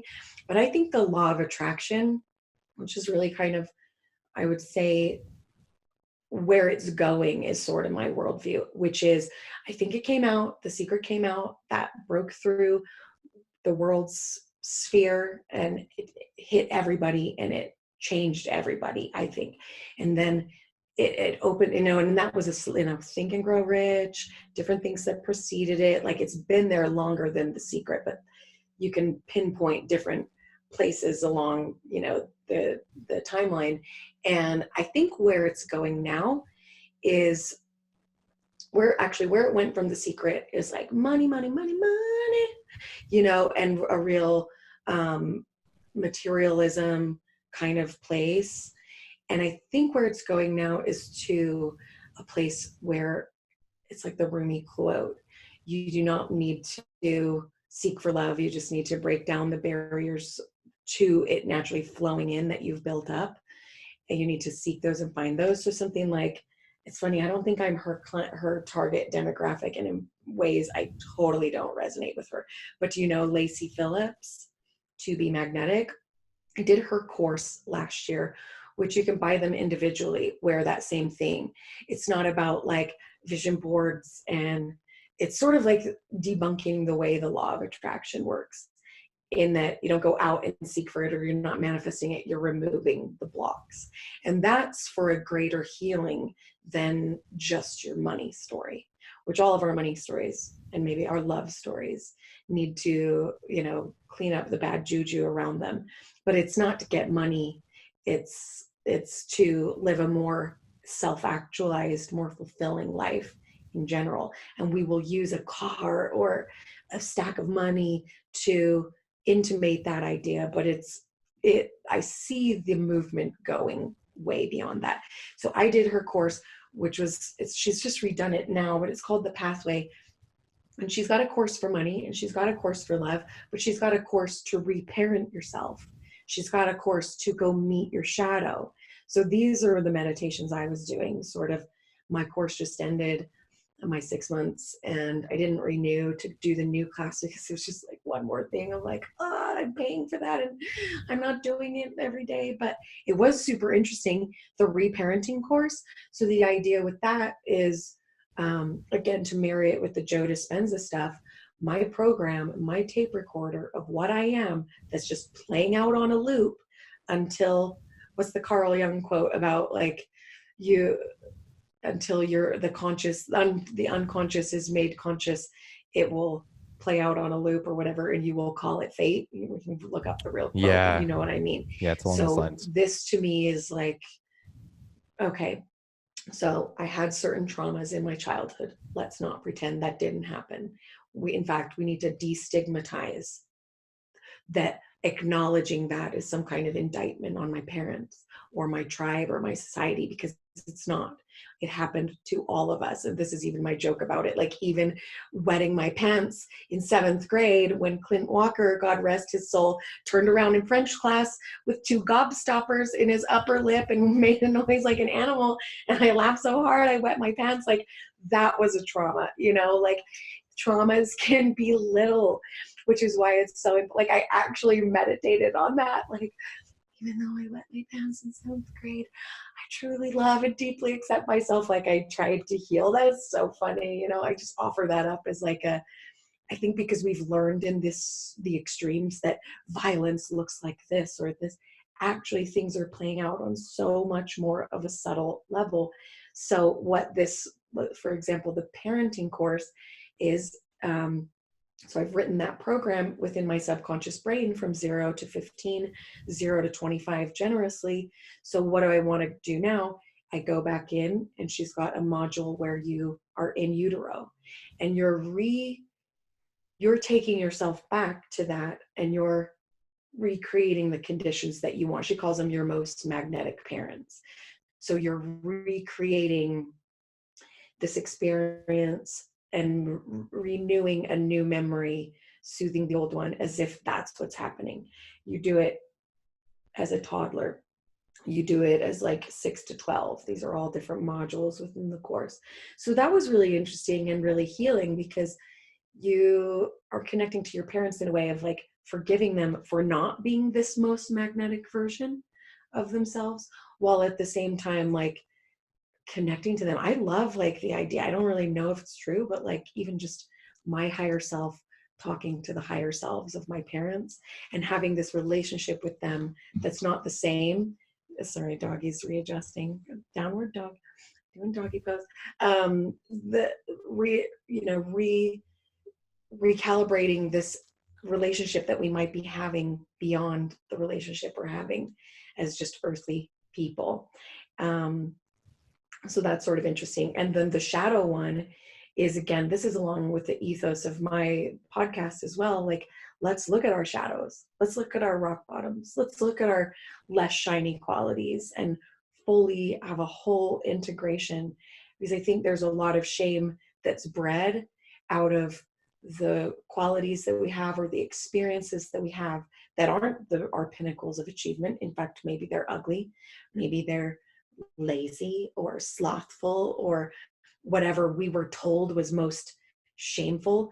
And instead of talking about them, meeting them, greeting them, hearing what they have to say, I mean, something I'll blend in with that is something Liz Gilbert said to Oprah on a podcast about how she talks to herself with that, of like all these things that are in the shadow just want their tantrums. They want to be heard. So she'll go and greet them by saying, "Mother is here," and being her own mother. So I've adopted that. When I'm having a negative feeling, I'll go, "Hi friend, okay, what's going on? Why are you having a tantrum inside yourself? Like, what is this feeling? What is it doing? Oh, hi." Disconnected something. Honey, you want me to hold you? What did you disconnect? Come here. This is why he was locked up. You sit down. There you go. Okay. Yeah, she will say, "Mother is here," and really mother this feeling that's coming from somewhere. And I did an episode on my podcast. It's not released yet. It just came out of editing. This guy, Michael Shu, just met him recently. And this is why it's so exciting to do a podcast, because of the serendipitous nature of this is about my own healing. He does intergenerational trauma work. So we went in, to tie in with these feelings. These feelings might not even be mine, because he took me back from, okay, what are you feeling?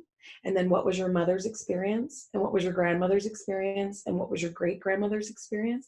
And he saw the through line of like, whose movie are you in? That's another whole part of the subconscious. It's not even your trauma. It's not even your wound. And I can even see something that we didn't cover on that, because my fear is my family and being abandoned and being disowned. And what we didn't cover in that episode that I even saw since that was recorded was, oh my God, my grandma did that to my dad. all the time for whatever her trauma was that she would inflict as my dad as an adult was you're in or out of the wheel all the time. You're in the wheel, you're out of the wheel. You're so this fear of abandonment that I'm sitting there mothering, I now even have a new tool to go, shit ain't mine. That's his tool. Like shit ain't mine, like recognize when it's not even you, but you have to, it is you because you've absorbed it. And so it's part of that, all of these tools, like bringing these feelings to consciousness and then finding the modalities for healing. And all of these things are part of it, between psychedelics, between, you know, the just reasoning through it, which is kind of difficult because it's an emotional thing. But yeah, I have found those tools really, really helpful and interesting. So I don't know, did that answer your question? Yeah. It's a marriage, it's a soup, right? It's hard, it's hard to put words on them. I feel like if you can put one word to a worldview, like it's probably not your worldview. Yeah, that's so true. Right? Yeah. One of the worldviews you mentioned earlier was this idea of a simulation. And that is actually one of the worldviews I operate in. Like awesome. Tell me about that. Yeah, well, I want to get your feedback on it too. I'm always interested to see how other people view what I'm viewing and how I view what other people are viewing. It's like a process that we go through to see how crazy we are. I think so too.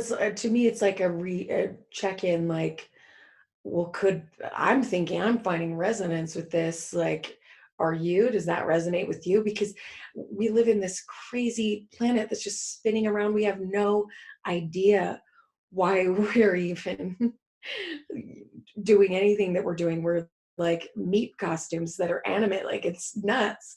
So I think that's the seeker quality, right? Of like, this is a bit weird. What's going on? Like, what are you thinking? What are you thinking? I love too the way, I don't think I've ever phrased it that I am operating in three. I guess I'm operating in at least three, but I never thought about it that way because they all kind of aligned, or I guess I'm just living in possibility. Yeah. But I'm gonna ruminate on that because it was a mirror back to me of something I don't think I was aware of. I say yeah, I want to hear. Three, but it transforms. Like they're very fluid and dynamic, and then at any given moment, a new aspect pops out at me from well, I'd just say from the universe, So with the simulation one, I'm gonna to really quickly glaze over it, like just so you can get a quick idea of it. But I'm looking at the world as very, very small.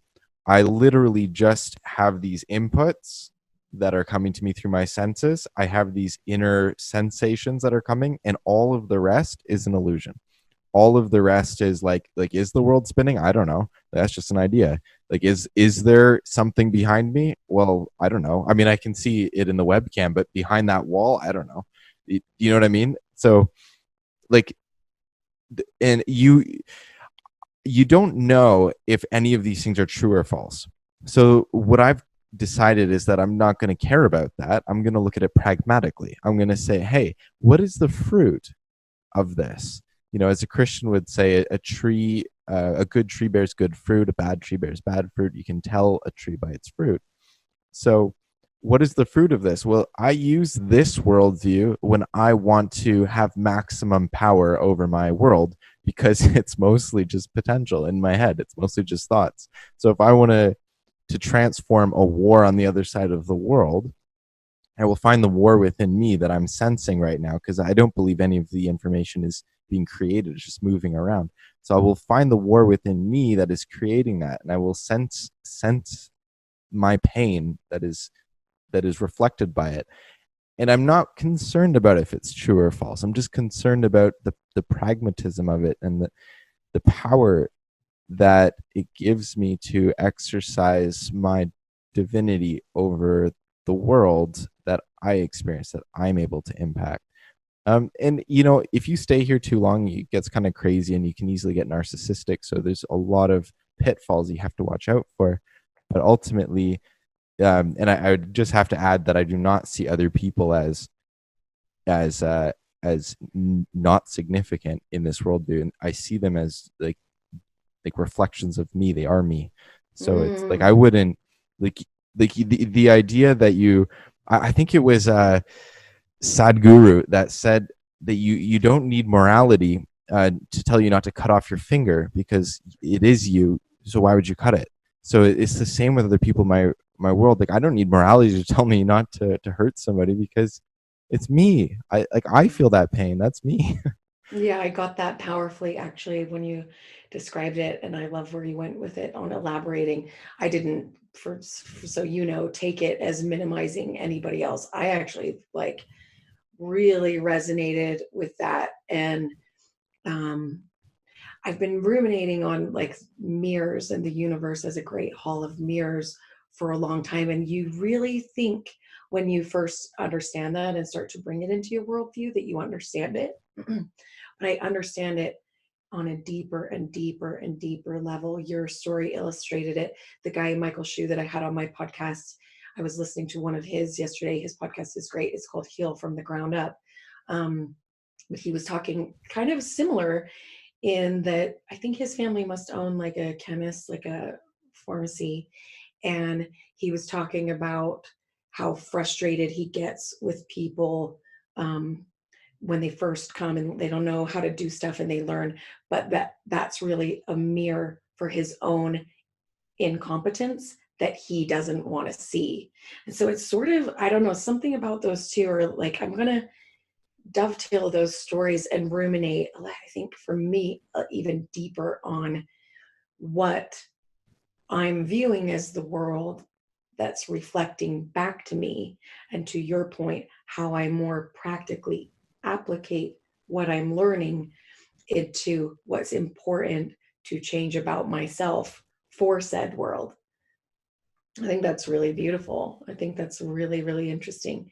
And some of the stuff you said earlier about like not being able to tell what's real or if stuff behind, that's a whole different part of the spectrum to me where like, okay, we're taking different stuff like slit theory and how are we not incorporating that into our worldview when this particle is acting different if it's being watched versus if it's not, because we all from movies too secretly think our toys might be getting up to something when we leave the room, or our dog actually is hearing, can just doesn't talk but actually is kind of human in some ways inside itself, or whatever it is that we always want to personify things, right? So that's interesting. But also how do we know what's real? Because I appear solid, but I'm not. I'm 95% empty space. And we know that. I'm just vibrating and I appear solid. So, I mean, you can get really deep on like, is the chair you're seeing even a chair? Like but I like where you took it because those are just kind of fun things to be like, holy shit, like this just the levels of this blow my mind. But you've got to have a practical application for it, and that application always does come back to love. I think, as I told you in my message when we first connected, and I capitalized love as I did. That's not what I always call God, but you can call it many things. But to me, it's like the power that is powering everything. So, Love. do you believe in reincarnation? Sometimes I don't know. I see the value in it. I sometimes I don't even believe that my own existence has a beginning or an end. So I don't know how to look at reincarnation as like sometimes it's just me. Like it's just me. Sometimes I don't even think history exists. Like I think there's multiple timelines and I can choose the one that makes the most sense.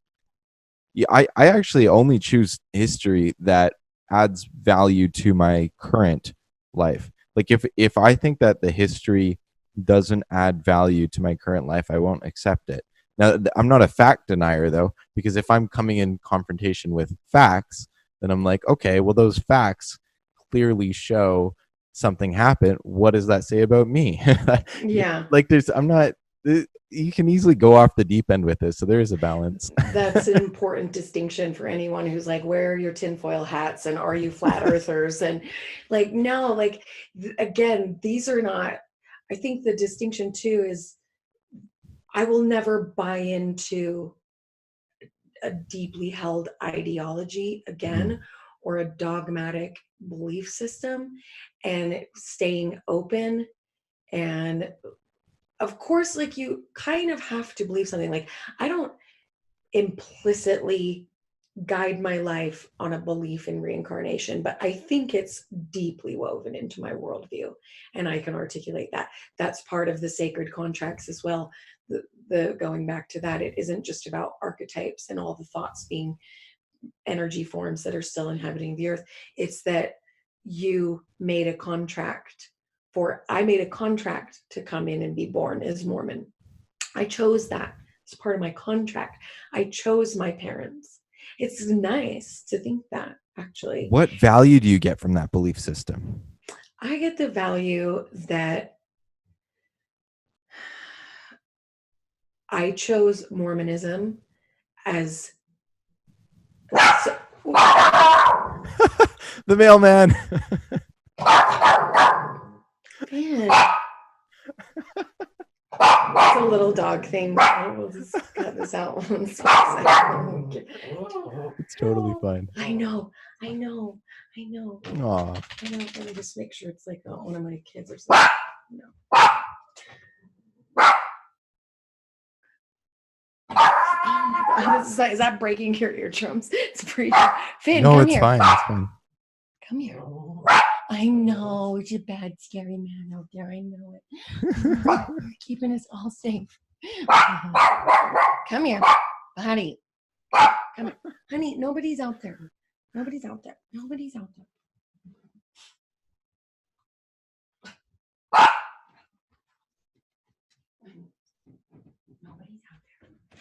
Nobody's...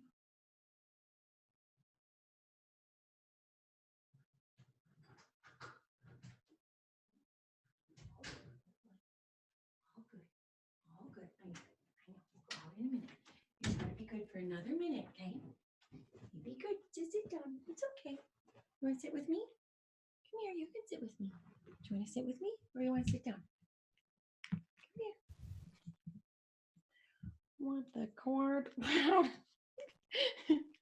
did that even get like that? Where are you going to sit? You got to sit down. Okay. That's so funny. Sit down there, boy. The dog species are so funny. They love identifying sounds of things Yes, they can't they see. do, don't they? You funny thing. Here you go. Get in the sunshine. I've actually trained our dog to come to me whenever she's afraid, and she barks a lot less now. She'll start to bark. I'll be like, Bella, and then she'll come over and I'll pet her. Oh. And she's like happy. So cute. Okay, you gonna stay there? You gonna stay there? Okay, you asked the value. You ready? I'm ready. Okay. I think the value that I get is that and again, it's an important question, because you've got to go many layers deep on like what would be driving my desires and behaviors. Obviously, this answer then soothes that, right? But so I try really, really hard in my worldview to not do that, but I don't think that we're immune to that propensity. If not, that's the whole point of what a worldview is that it's soothing some primal fear, making sense of something we can't make sense of. But I like it because it does make me feel closer to my parents. It makes me feel a sense of purpose in my first 30 years within the religion, that the whole point was to give me what I have now, which was deeply believing this one thing, and seeing through the illusion of that has given me true freedom in my life for what I believe now. And it a Mormon, an exit from a religion like Mormonism, I usually say it's everything, but of course that's saying nothing. It's a massive gift of perspective and wisdom. And, I was sharing this story about drinking that first coffee, the idea that I was born into something that I couldn't choose my own underwear, couldn't choose my own drinks. And then in an exit from it, I see certain freedoms aren't just a given. That's not just a given to choose what beverages you drink. That's crazy. So I love the perspective that an exit gave from me, and I would almost choose it all over again. Maybe, I mean, a lot of our fears stem from a lack of control. So maybe this worldview gives me a sense of control. I chose all of this. Maybe that's what the law of attraction gives us all. You create your own reality. It's soothing that sense for a need for control when we're in control of nothing. I'm I seeing don't that know. it could help you potentially forgive. Do you think? Yeah. Yeah.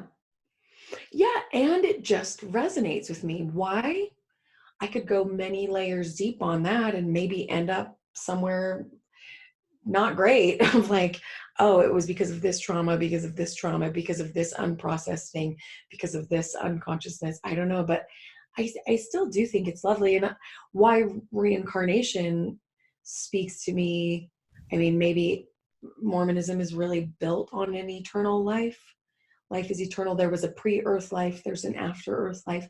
I mean, I always joke like sea and hell because Mormon heaven sounds like horrific. I don't want to I don't want to go there.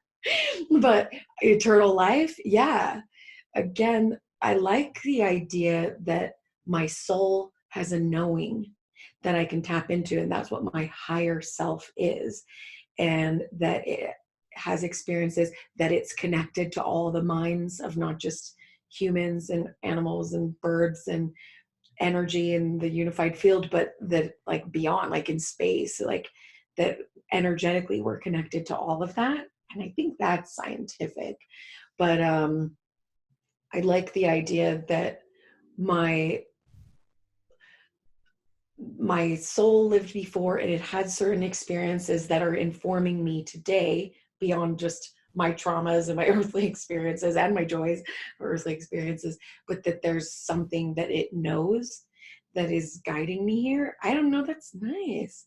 But that it also says there is something after this life.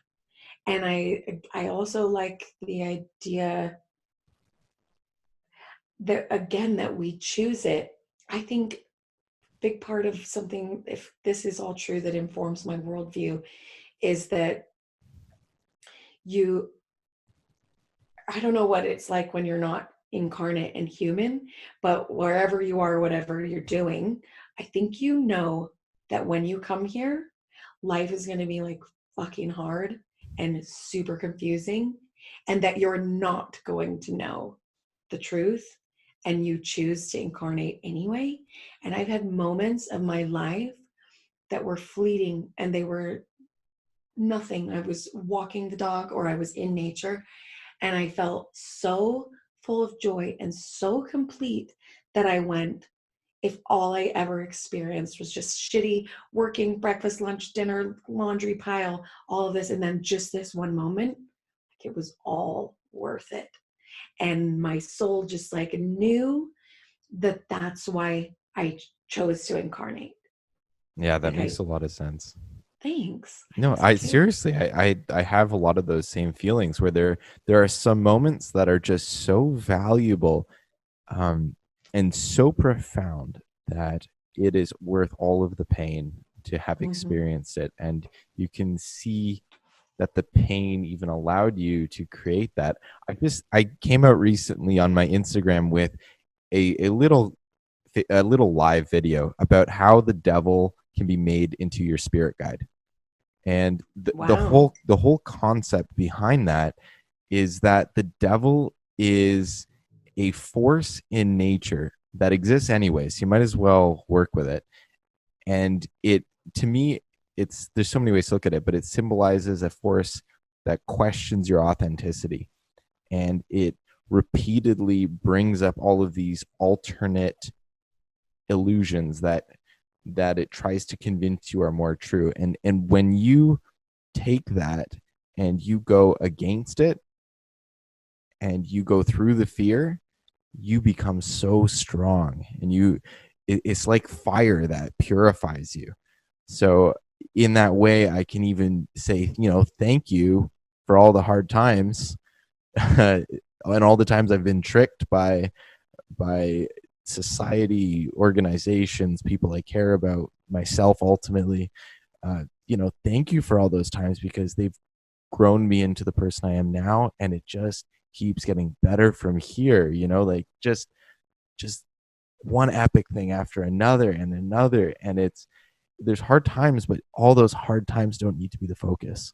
Yeah, I love that. Oh man, certain people would really, really be triggered by that. It reminds me of a piece. I want to write this piece about Jesus Christ being the ultimate codependent. I know I'm going to get crucified for it, which is a terrible pun. But so long as you can articulate what you're meaning by that, these things are so important. The intention isn't to be controversial, it's to illuminate a really important point by something as ubiquitous as Satan, the Satan energy, Lucifer energy, and the Jesus energy, that we're actually believing, I think, in such a thoughtless way, that using them to articulate a really poignant point about society is really valuable, even though it's gonna fucking piss a lot of people off. Yeah, honestly, I'm not afraid to piss people off, because I don't remember who said this, but it wasn't me.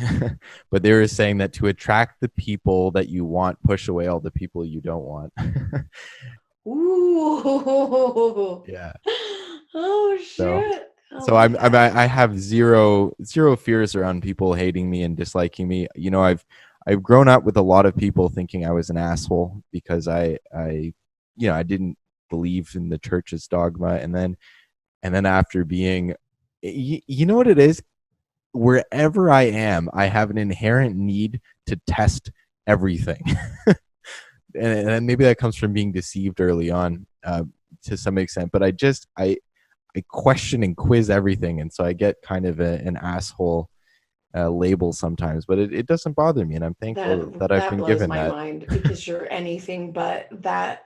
Someone who's so deeply tapped into seeking truth and opening their mind and questioning these things, obviously that's a benefit to anyone you meet and people that you don't meet throughout all of humanity.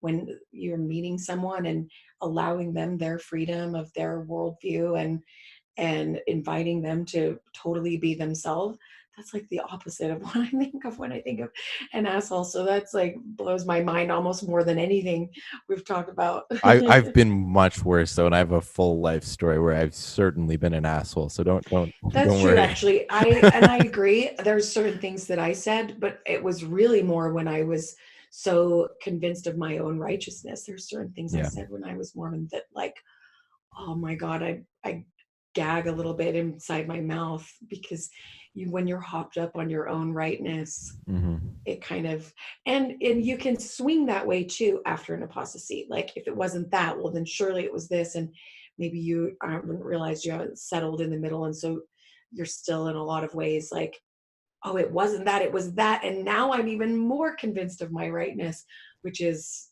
to me the asshole energy. Someone who Mm. thinks they're right and is not open to hearing what anybody else thinks or believes or values. Yeah. Yeah. And even recently, there was a point where I would have gotten really triggered about, like just the right wing perspective. I thought that the left wing perspective was right, and then I thought that the right wing perspective was right, and it really got me, because I was just thinking, I want to change the world, I want to influence. I got to do it through politics. So and then I was listening to Jordan Peterson, and the guy makes so much sense. But then there's still it's not about being right, you know. It's just not about being right. It's about listening to things from all the different angles. Uh, Mhm. yeah, My politics as well. It's an interesting thought. This has been such an interesting time to be alive and witness this whole spectacle of what's going on. I think from a spiritual perspective, my worldview, someone said people like the Trumps of the world will come in and they're actually playing a spiritual function, the energy of the agitator. And so in that way, I think they're serving something like Mormonism did for me, where it's actually a consciousness raiser. The more it gets us to care and question and dive. I mean, I know um, I haven't certainly loved the politics of what's been going on, but I know I'm more keenly aware of my privilege as a white person. All of these things, if you allow them to play a spiritually significant role, will raise your consciousness, which is the the function in my worldview that they're supposed to perform. And that gave me a lot of peace about these times as well, thinking of yeah, it that way. I like that. Looking I do at too, right? how I can take whatever's going on around me and seeing how I can apply that to myself that helps me grow. I've been finding one thing politics did really well for me was teach me about my triggered energy, like what it's like to be triggered. And you know, ever since doing Vipassana, which is like a 10-day silent retreat in the Buddhist lineage, I've been more connected to my body. And so when I'm being triggered so constantly by putting myself into, why would I even watch these videos? But I did, you know, and then I'm feeling myself being so triggered, and I'm learning about how to like breathe through that and to feel that and to heal whatever the wound is beneath it that's giving me such a rise. Like why do I have such a rise when people talk about this subject or that That's such subject? an important tie-in. What triggers you is that I am convinced of. What triggers you is an alert to what you need to heal Yeah. or investigate or be curious about. By the way, my computer's on 2%. Yeah, no worries. It's been about 3 hours, believe it or I not. flew. It's so fun to talk about. Yeah, I'm so so excited for you. we can totally wind down now. And I just want to say thank you so much for coming on the show, Natalie. And I just want to wish you so much success in your endeavors. I want to wish you so much success on your podcast as you uncover all these painful experiences with so much awareness and so much consciousness. So just I am thanking you right now for being a creator and for putting yourself out there and for shedding a light on all of this stuff that people don't get to see very often. So thank you so much Thank for doing you. that. So Oh, thank you so much for having me. And I can't wait to have you on mine. yes, I'll come on soon. And Yes. if people want to go and check out your podcast, that is is there a website as well? Yeah, I have a website, natalieq.com, NatalieQ.com. QUE, on Instagram at Natalie Que. The My podcast is called Your Spinout Is Gorgeous. You should be able to find it anywhere you listen to podcasts. And that's can't wait till we Yeah. have our next discussion on mine. Everybody needs to go and listen to the one where Natalie talks to the woman that her husband had slept with. That was such an intense episode that she handled with so much self-awareness. So definitely go check that out. And that's it for today, guys. Thank you so much for listening. It was such a pleasure to have you guys, the listeners, and share this experience with us. So thank you so much. Goodbye for now.